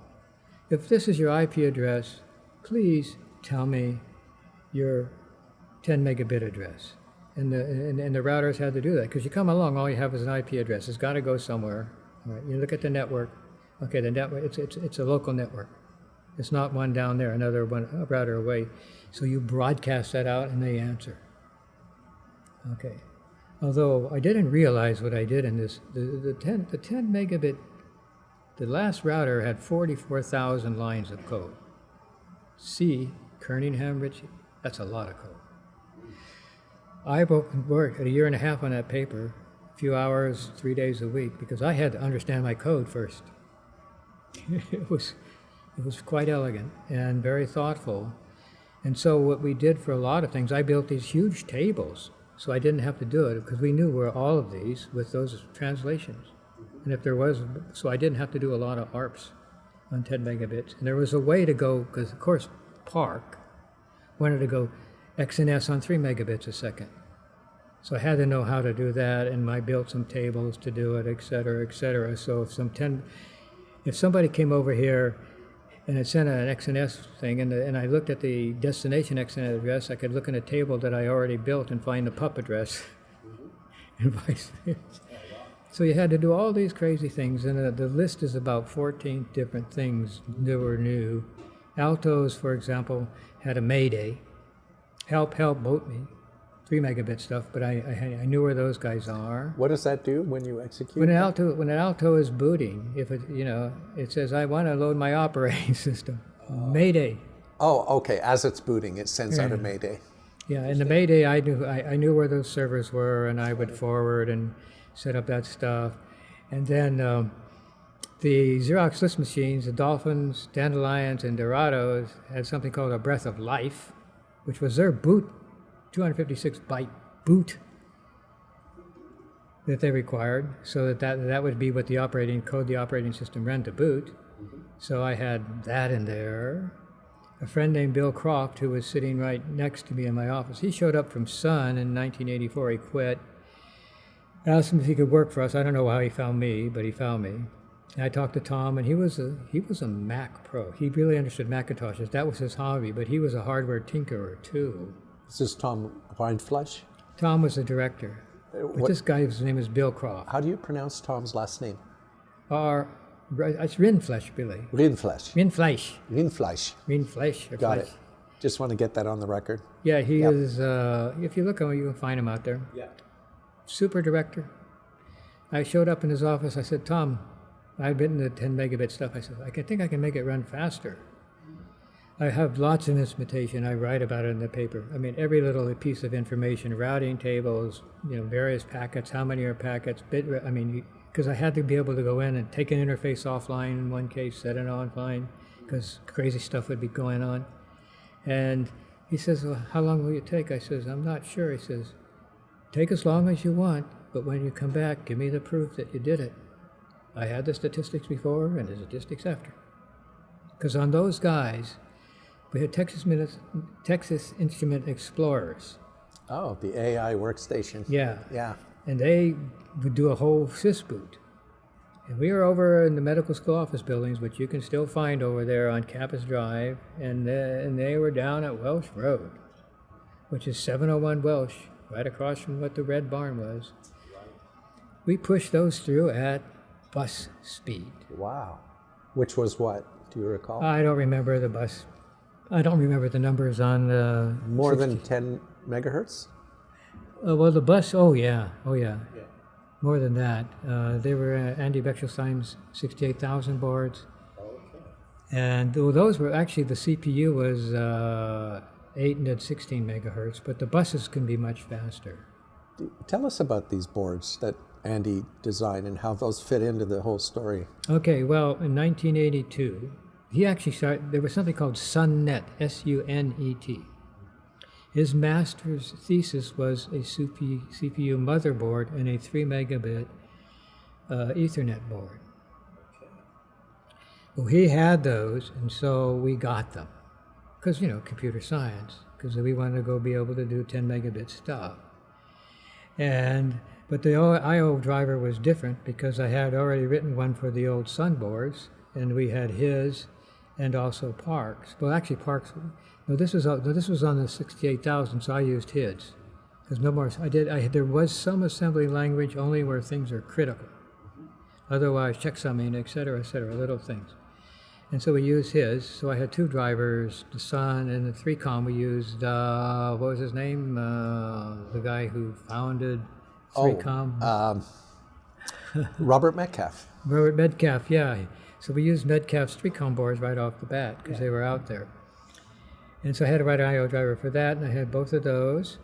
And so we actually helped them debug because there was a guy, Eric Hedberg, who found a couple bugs in this called split bit processors. I wasn't sure exactly what it was. And so we had those. In 1982, we got them. Nick Bezade's, before the famous blue box, took a mass bus, what was it called? Yeah, back plane, plugged them in, the boards, et cetera, set it all up. We built our own box, power supplies, the works, and we ran. Until the blue box was sort of a Ralph Gorin later thing that happened when Cisco, in computer science, then we started using those because Nick didn't have to do stuff on that. Now the blue box we have in our collection. Is that a different one than? It's essentially the same, except that it was made by computer science, and then that same thing was used by Len Bozak and the crew, because he was in computer science for their company, and they licensed that through the Office of Technology Licensing, etc. So they had that, but Nick did all this stuff in the beginning, and because we had the ether tip, and we only ran an ether tip migrated the first version and left in 82, and that was where everybody had one connection. I totally wrote that code for the 68,000 board, and I let people could have multiple connections, and we got a time when they can actually go out on the internet too, because we had internet gateways. And would this have been the ARPANET at that stage? Well, when the ARPANET finally arrived, at first we had something called, Jeff Mogul, a computer science guy, which I wrote. I have all these names in my thing. Jeff, he brought in their Butterfly. Oh, yes. And he called it the Golden Gateway. So I had the address of Golden. And so if it wasn't our Class A address, 36, I knew it would go there, and I would just ship it over my routers and they'd go to Golden. So we did this for a while until the Bill Yeager then had something, I don't know, the digital something community. I don't remember the name exactly, but he was responsible for communications and the internet stuff for Stanford. And so at that time, ultimately, we had several different gateways, and I put the addresses in there because something like UC President. These were, they were Class C addresses, et cetera, et cetera. But when they came, we had a specific set of 4 different gateways that he had, because he created BARNet. He was also in charge of the Bay Area network, which was a collection of industries then. Now, who is this? The president? Bill Yeager. Okay. Yeah, he was at Stanford then. Academic something, I don't remember the name exactly of his department, but he was over in Pine Hall. And so all of this stuff built, but in the beginning there was the Golden Gateway. And so we could get out, and my tip, you could have multiple, well, not unlimited, but who wants more than 3 or 4 or 5, but I had a limit because of, although no memory limitations, after all, I had 256K bytes rather than 56. That was the PDP 1105 challenge. How can you make it run in 56K bytes? And it took a lot of memory dumps and due diligence to understand where the subtleties were. I mean, the priorities were pretty evident. It was very clever. On then, I think it was called the multibus, you had priority for deck rented stuff, but it had a rule. The device closest, you run multiple devices at that priority, they interrupt. And the closest one to the CPU was first, and it was done, it would abandon, blah. So I ran my interfaces at priority 5 and my users at priority 3. Is 5 the highest? No, 5, 6, and 7 are the highest. 7 was the clock and stuff like that, or 6 was, I don't remember. 6 and 7 were. I know one was the clock. I didn't want to. If you made a bit sort of, you have to. If you wanted to run and run interrupt wise, you'd have to run 7, take away from the clock, and what you would do is you would save the clock's interrupt vector, copy yours, see what you're doing, start something, put it back. And it was a millisecond clock. So I was literally, because I think it was millisecond actually, maybe it was micro. But anyway, I thought, no, I don't want to do that. I could do something very clever with coroutines that I call mini processes that run independently, and the scheduler would schedule them and have ways to go back and forth, and it worked beautifully. Was that mini process idea inspired by your previous I don't know, I was just inspired. programming? Okay. Well, look, I knew how operating systems worked. I worked on the PDP-11, RT-11. I worked on the operating B5000. system for for NASA Ames, and I understand what were the critical things. One, from Burroughs, you need your own stack. Two, you have to know what your registers were when you come. That's all you really know. Okay, and then the stack, the program counter would be reset. Now the program counter is the thing that points to the next instruction after the call to the scheduler. Okay, so I saved that because when I started it, before I started that guy, I could save all that information. Okay, so I saved that. So I saved its context. So it ran in its context. And then it would do an event dismiss. When it did an event dismiss, it got into the event dismiss, and an event dismissed in such a way that it would be that I would then essentially unlink it, and I would link back to the other guy. So I had saved the context of the scheduler, swapped it back in. The scheduler would do a return to the scheduler, and away it would run. So it's very. Were there any, since the Bechtolsheim board switched to 68K, were there any interesting things about that architecture that you found useful in implementing? You mean the 68,000 architecture? Yeah. Well. Maybe too complicated. Or No, essentially, I mean, it's an operating system. I needed to know all of the calls because the way most people don't know interrupts exist, but they run when you're moving your mouse around. It's making interrupts to the operating system. It's writing to the frame buffer and doing all this stuff. Every time you type characters, you're interrupting the operating system, and it's an invisible thing that goes along all the time. And has higher and there's a user space and a kernel space. If you try to write to kernel space, bam, the program breaks, right? So, okay. Or that's all well thought out. There's frame buffers for all of that stuff. You have the stuff for your memory maps, so you can have virtual memory, and all this thing is going on. You're still writing in C, though, correct? Well, I wrote all this stuff in C, but some assembly language is dispersed throughout it because there were some places where I had. So packets are checksum. So a lot of people didn't do it. I did it. Okay, I did that in assembly language. And I did some stuff with the encapsulations because when you encapsulate and do lots of stuff, I want it to be rapid, fast, because this is where the packets are coming in and out. Right? And in those days, now, Interland came out with a processor board, an interface board later that had about 20 buffers or something. Well, 3coms had 2 for input, and one, then you had your output. Okay, and so you had to have a way of dealing with that stuff and restarting them and making sure that you can get stuff going in parallel. Anyway, the I/O driver is a fun thing to write. Let's put it that way. And in the I/O driver for the 68,000 didn't have. It wasn't a microprocessor like Jim Hennessy introduced the MIPS machine before he became president, right? And he had started MIPS. Yeah. Micro instructions, right? It wasn't that. And so everything was critical. The instructions you use, and there was a place where, I talked to Von Pratt. Do you know Von? Only by reputation. Yeah, he was an operating systems professor over at in Margaret Jackson Compute. We had a meeting, and the way this all came about, I had my routers, and there was some stuff over in computer science, and I had a meeting, and it was with, David Sheraton? Yes. And then there was a guy named Keith Lance, who was also an assistant professor. And David, they held a meeting, and he said, who volunteers to do Stanford's routers? And I said, man, I really want to. I said, okay.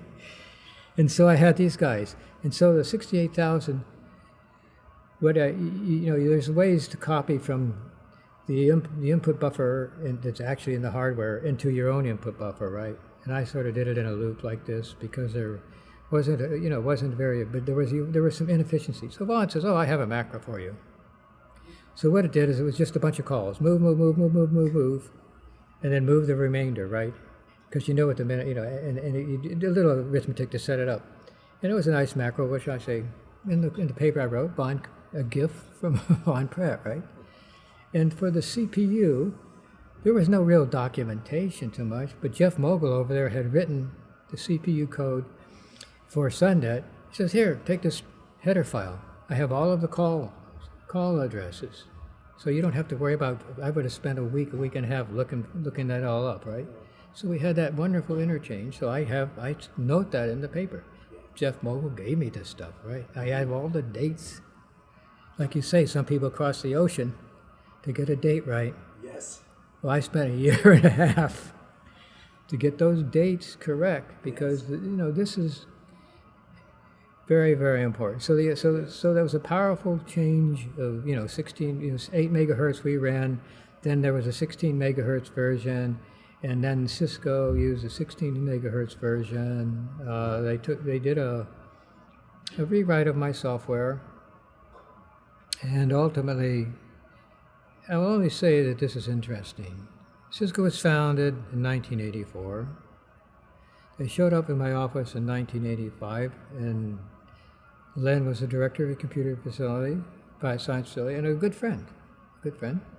He says, "We'd like your sources so we can do things and do some improvements." I said, "Fine. I have other things," but I did maintain them all the way up till I left because they took out the multi-protocol features, and I had ChaosNet for the Explorers. I had XNS for the list machines. I still had POP, et cetera, et cetera. So, and I had IP. IP was very easy, so I had IP. And so it ran all four because researchers had their preferences. In the Knowledge Systems Lab was AI researchers, and they all used list machines. Until that revolution in the 90s where Lucid Common Lisp and other things started coming out on Suns. Yes. And then they moved to that because they're, more faster, modern. Cheaper, probably. Yeah, but in the beginning, Suns were diskless. So of course I had the Sun boot. I had spent one Christmas vacation. They had a remote procedure call to boot those suckers, but it only worked on a local net. Well, we could not afford to have Sun servers on every local net, so we had one called Knife up there in the machine room. So I reversed engineered it, so I could see exactly what they did, and it was an IP thing, and it sort of used ARP, address resolution call, but it had a little thing that said it's a ARP, and so that would go out and look for the address of the router, of the boot system. I told them, my router is the boot guy. But then I would forward that to the real boot guy. So they'd send it to me and I build it. Then they'd start a TFTP, trivial file transfer thing, and they would go through me. So I proxied that. And that's, like the breath of life for the disk machines and the Maydays, and I had time and all kinds of time things. Things that I could do on the local net I put in there. BootP by Bill Croft, we should come back to that, was a unique way of guaranteeing that what you booted is what you asked. It was the thing for what you really wanted to boot. Because before I just broadcast out, I want this file, and some clever CSD guy or would put one on a different system, and it would answer, and I'd get an old version. Okay. Well, BootP was very particular, and you could identify what you wanted, even if you broadcasted for it, and only one server could answer. And then it even had the server's IP address and all that. Then you did a little TFTP. So he wrote this with a guy from Sun, and they have RFC 951, which is out there. And it was used. We put it in our proms and everything else, and it was a really nice thing. And then the other thing Bill did, there was something called the Kinetics box. Kinetics box was an AppleNet, this little 56 or 50, whatever byte per second twisted pair, where they stuck these little these Macs, and they would talk Apple talk. Well, there was no way they could get to the Ethernet. So Bill wrote, he's a hardware tinker. So he built a little box that did this, and it would look for routing table updates. And then he could discover other Apple zones, and he could go zone to zone. Then he and a guy named John Siemens, who ultimately went to Lucas, whatever Lucas's special effects group was, and worked for them. They wrote an Apple file system on Unix, so that the guys with the Macs with disks could back up. Bill did all this stuff. He licensed it through OTL, etc. And I contacted him because I wanted to ask about some of the things, and he has a nice house way away from everybody, but he was an environmentalist. Every job he took afterwards, we communicated, was something that was had an environmental impact. Good guy. Yeah. He and his significant other, his lady friend, live up there in the mountains, but sharp guy, still knows what was going on. So it reconnected me to Bill when I was doing this. Is there anything you want to say about the Cisco story? Well, it depends on how much you really want to know. As much as you're willing to talk about, basically. I'll tell you the whole story. Okay. All right.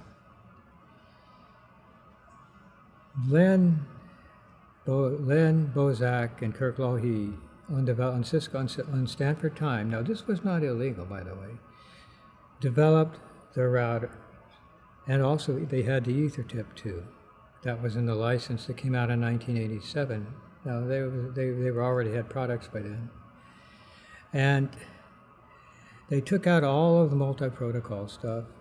They kept IP, which they made a pure IP. Well, that was first of all, that created a problem for me and the Knowledge System Labs, because we had people in Margaret Jacks Hall, this computer, and they could not communicate. And they were running Xerox machines. They could not communicate.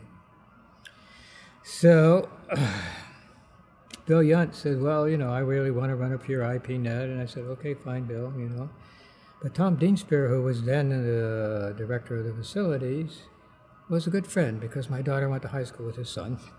They were buddies. I said, what are we going to do about this? He says, hey, we still have the old Pine Hall link. And it was 10 megabits a second now. He says, we'll put your router in one of mine, and we'll just run on the Pine Hall, so we'll stay off with the backbone, etc., like that. And so we did that, and so these guys can then, because there's all of these things that the Dolphins, they had a expanding ring broadcast to look for certain servers, and then I knew about the server, so I didn't have to expand past the router. And so they could do that because there's certain updates, whatever they needed. So I did that. Okay. Well, then I will say they left for Cisco Systems, I think in '86. And the terms, well, from what I understand from Les Ernest, who is now dead, they were fired. The story is that they resigned. I'm saying this, but this is what Les told me. So he's gone, you can't get him. And he always told me, if you ever want to sue Cisco, don't let me do it, I have money. Well, we never did, but he never forgave him.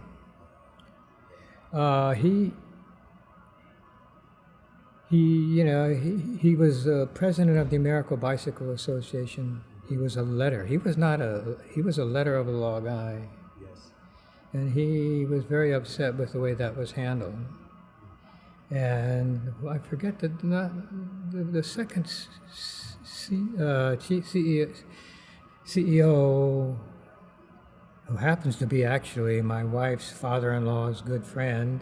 I forget his name right now. John Mugridge? Yeah. Mugridge, yeah. There was this little computer club that was run by a lot of people, and it was a group of people who just talked a lot about computers, and they had meetings at Slack. Oh, the Homebrew Club. Homebrew computer. Yeah. And it's a lie about how it started too, because I know the guy that started, and I'll tell you that in a minute. You keep that one there. Please do. Yeah. So he was at the meeting, and Murridge was there, and he was talking about Cisco, and he says, "Excuse me, but your story is not quite correct." He told them what happened, and they were more politely said, "Yes, I know we have a lot to thank, for which we really should thank Stanford." Okay, but Les had never given up to the day he died. Believe me. I mean, but I said that just let sleeping dogs lie, or whatever the story is. Let's just forget this. Cisco is very successful, and I'm very happy that the software I wrote, although modified many times, created a huge industry. I have people come up and thank me in the streets for inventing the router that way and all that stuff, And so you have to look at it from a positive way. I mean, he had lunch together, he and his wife, Joan and I, for many years, and he still bicycled on one of these guys. Oh, yes. Yeah, whatever they were, until, I think he wanted to live to be 113. I'm sure he made 100 and something. Actually, it was probably 95 or something, but... this is less Ernest. Yeah, Les Ernest, yeah. A great fellow. In the Cisco story, the other part, but what happened to me is Iris Brest, who was Stanford Legal, called me in. Bring your sources. I never use sources anymore, but there was a nice Park printer in computer science. I rattled them off and bring them up, and she had hers. And she went through. Now, Kirk did a good rewrite. The scheduler was there. All of those things were there. He took out certain things, and he was a top 20 guy, and he put some top 20 things in there where you could put byte. But she says, I've never seen software in my life, but it seems to me all that changed here of these routines is the name. I said, true. She says, this is derivative. Thank you. I never spoke to her again. But in 1989, his name was Bill Gray, was her first CEO. He called me because Len promised me $10,000. This was in a deal. He says, Tom wants hardware. I said, just give me $10,000. I'll be happy. I want to buy my daughter a car. I can't afford it on my salary. He says, okay, I will, Bill. He sent me a check for $2,500, and Cisco got really angry about it. So Bill Gray called me and said, you're breaking the law. So I said, okay. He talked to me, and I said about this. I said, okay. He says, I can't give you the money. It's illegal. What? I said, I'll tell you what then. I can't recommend your router. A good friend of mine is Neil Schiappa. He's over at MIT, and he has something called Proteon. I'm going to recommend his. He got angry. Stanford Legal calls me. Says, you better get a lawyer. I said, for what? I said, no. I had a lawyer, Tom Perkins, one of my best friends. Wonderful guy. I met him in a wine tasting group, 1980. He was a $500,000 guy in 1989. I told him, he says, ask them what law you've broken. I never heard a word. Because this guy never went to court. He settled. Yeah. Well, you don't want to mess with Tom Perkins either, so that's... No, but Bill Gray you don't want to, and you definitely don't want to with Bill. He says they're just bluffing you. Oh, okay. Nothing. But then, a month later, a guy from Sun, engineer, calls me and says, can I come over and ask you a question about chaos net routing? Yes. Came in, sat in my office.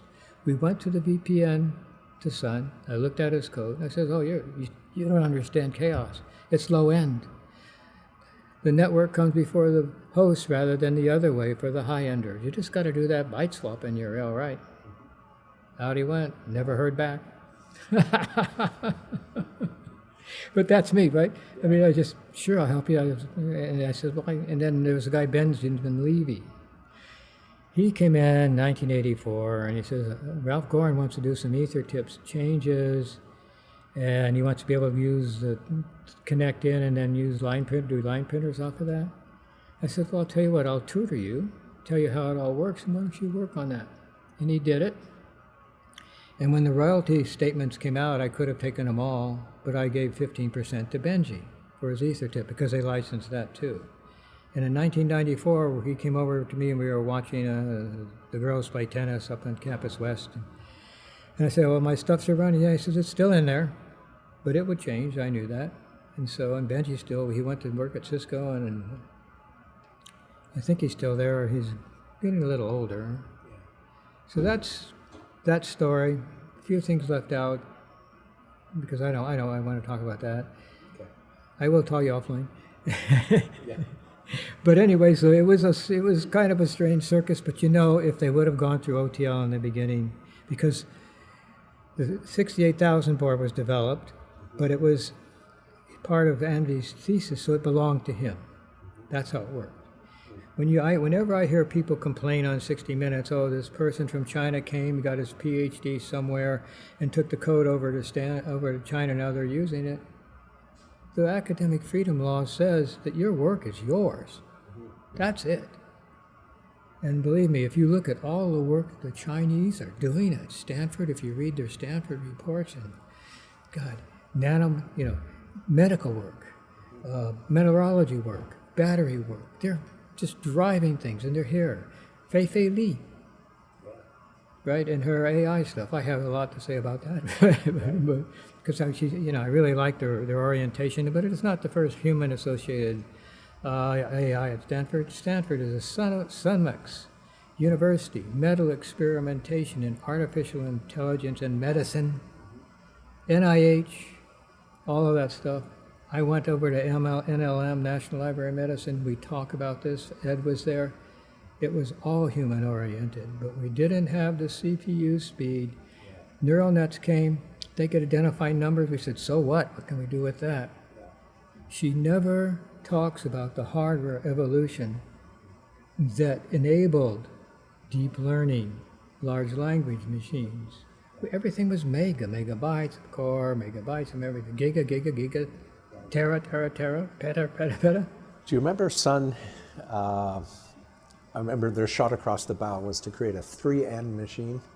Do you remember that? A free what? 3M, a megabyte of memory. I don't remember. That was probably before me, yeah. The Sun 1. Well, that's interesting. 1 million pixels and a megahertz clock rate. Well, because what happened is that when Sun was founded, the guys came from Stanford and they had built 10 Sun 1s. And each one of us, we bought number 10 for $10,000. So they got $100,000. And I used that Sun 1 for some research. Actually, it was the work that Keith Lance, and David Sheraton did for the V system, which was a truly distributed operating system where these suns could write literally into each other's memory, etc. We used Sun 1s. And they had something called structured display files from, what was his name? It's one I always have to, I'll come back. But anyway, he was at Park, and what it did is, part of their messaging, his name was Bob Sproul. Part of his messaging was, instead of sending bitmaps, because we only had 10 megabits a second, if you wanted a circle, just send the center and the radius. If you wanted rectangles, squares, just send the corners, adjacent corners, like that. And splines, you just send the knots and the degree. And so I had a project in 1984, this is before X, to be able to do remote virtual graphics between a Sun 1, which would ultimately be Sun, and a Dorado, which was their fastest at that time list machine and more expensive. And so I use the V Systems protocol, structured display files, all right?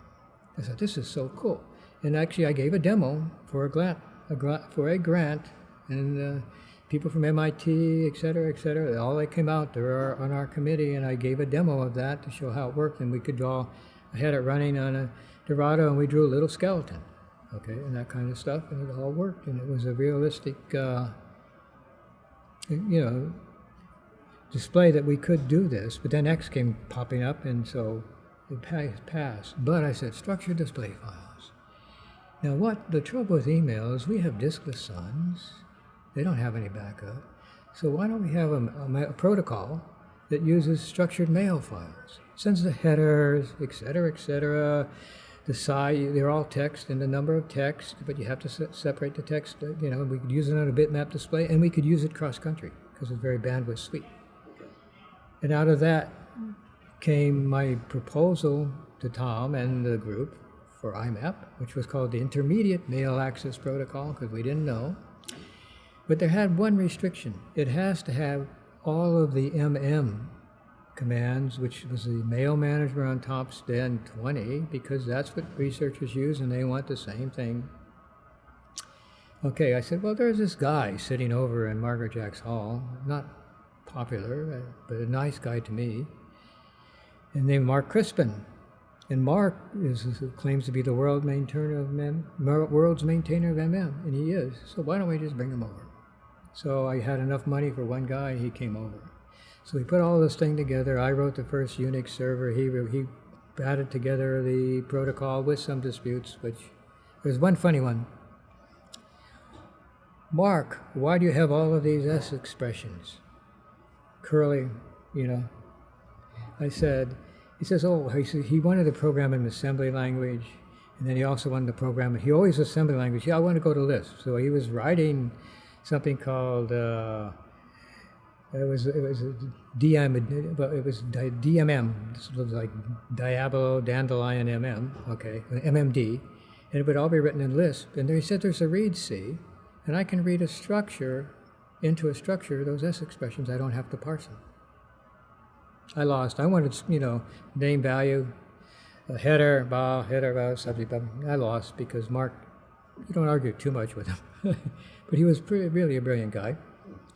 And when he left, he went to the University of Washington and he wanted to leave, and he said, could he take IMAP? Because I was certainly done with it. And Tom said, yes, but first you have to do a brain dump in C. And so he wrote something called a C Lib, which we could use because we had Mac MM running and all that stuff. And he went up there and he became really the world's distributor for IMAP. Got out there, did his great job. And unfortunately, he passed away 2012 or 13. He had an inherited disease. And it was we continued our friendship. I mean, he was great when you got a glass of wine in him. Rid Zinfandel.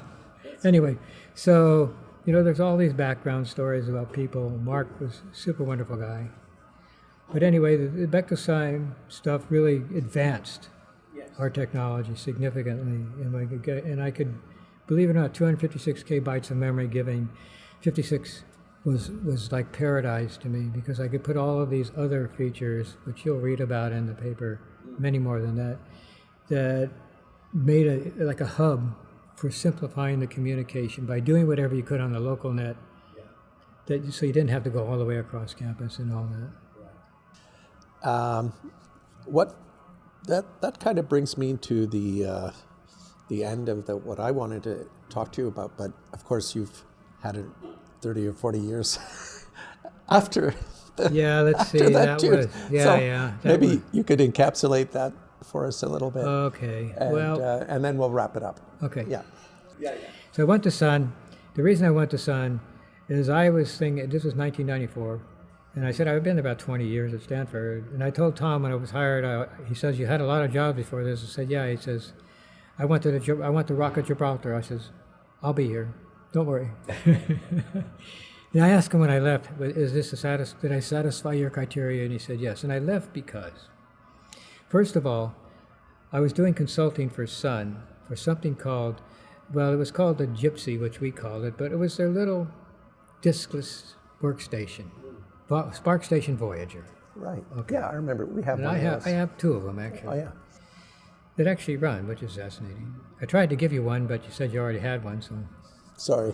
That's okay. That's okay. I have them. Yeah. I don't know. They're good museum pieces. And you have two. You can network them now. One's colored and one isn't. Mine isn't, and the one that belonged to Gail Snow, who was Sun employee number, 63 or something like that. I inherited it from her. But anyway, I got there, and I got a nice job with them consulting because they wanted to be able to run essentially run disconnected IMAP, and they needed an IMAP server, so I wrote on the server. I took Mark's server, and then I rewrote it to satisfy some criteria. So they had a client called Rome, which didn't yet run disconnected, et cetera, and they offered, and so the guy, anyway, his name will pop up. It's just I'm tired now, but I'm going to go visit him. He is one of the most successful entrepreneurs around, and What company did he found? First, it was something called like Off Ramp. Ooh, don't know that one. Then there was something about doing peer-to-peer spam stuff. Then there's another, they're small, but also Carl Jacob. He's one of my very best friends. In fact, he showed up at my house about 3 months ago because we wanted to take a picture together of the CDD that launched Rome. Because I actually got, he left and 94 and Rome was a prototype, and so I said, I looked at what was going on, SUMX grant, $1 million, everybody now has become satellites. There's no need to have this big center anymore. And I think that in a year or so, this is going to be gone. And it did go away in 96. So Sun offered me a very good job with a very good salary, and I said, I'll give it a try. So I went over there, did this IMAP stuff. And there were some conflicts because Sun had SMCC, which is hardware, Sunsoft, and then IT. Bill Yeager were on that. Sunsoft, ultimately, I knew the president, I forget that president's name. And then SMCCP, and the Voyager was done in SMCC in Rome, and the IMAP server was done there, and that created a charter conflict. Because that should have been done in Sunsoft.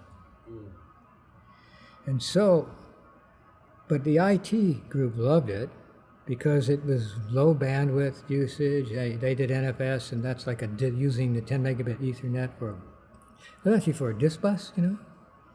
And so they got a hold of it, and they started putting it all over Sun and the Sun Wire in the SWAN, the Sun World Area Network. Okay, but Sunsoft was very angry about this, and they didn't want us to ship Rome, although their mail system, whatever the heck it was called, the mail app thing, only worked with NFS.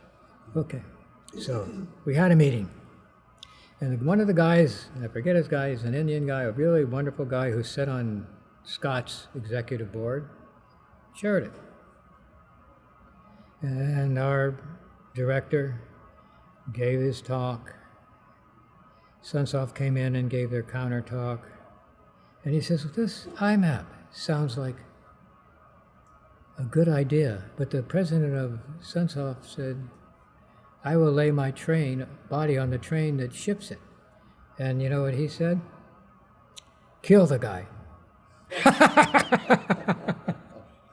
I was sitting in the back row, it blew my mind. Okay, so anyway, I did that. Messaging took off, we got reorganized, Stuart Wells took it over.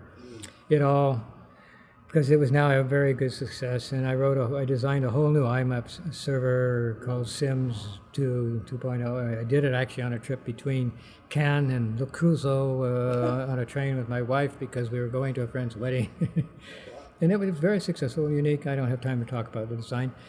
And then I had some problems with Stuart because I was this creative guy. He didn't know I quite know what to do. So then that was done. But I had, before I left the group, SFR Cisco was like AT&T over in France.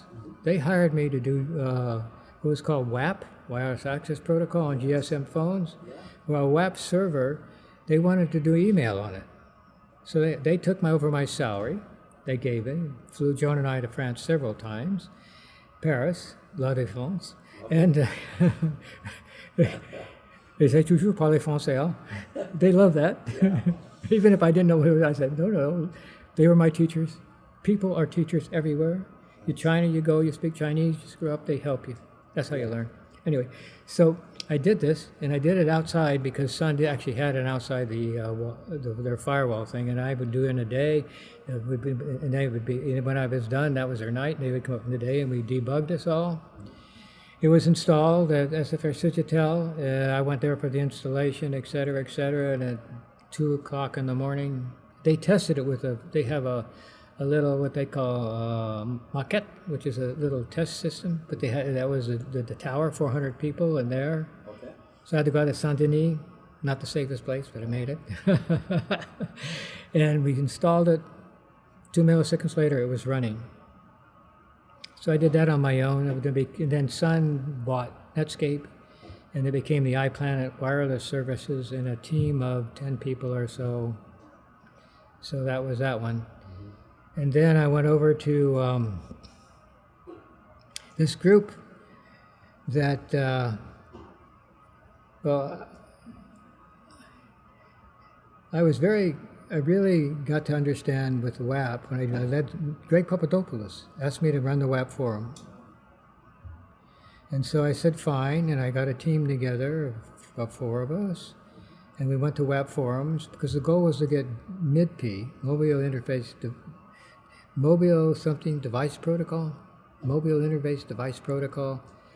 for Java little, I don't know, sort of like applets. Applets, yeah. Applets. And they wanted to get that into WAP. So that was my job. I sat with those executives, got it done, et cetera, et cetera. But the big thing, our job was really to get WAP to migrate to TCP/IP. And so I had a friend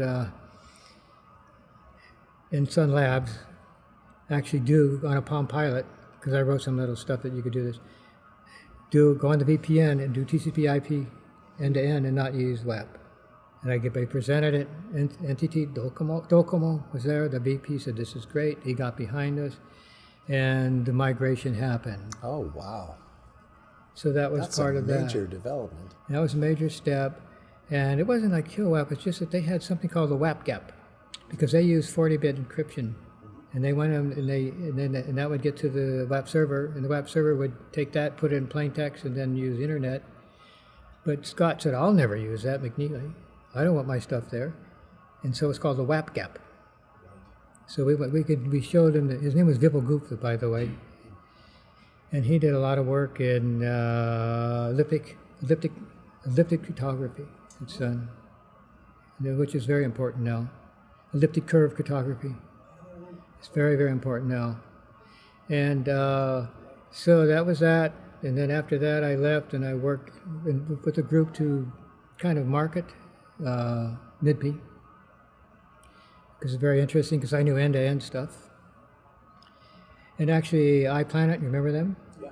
They offered me the CTO job because I was the only guy in the world who could do end-to-end.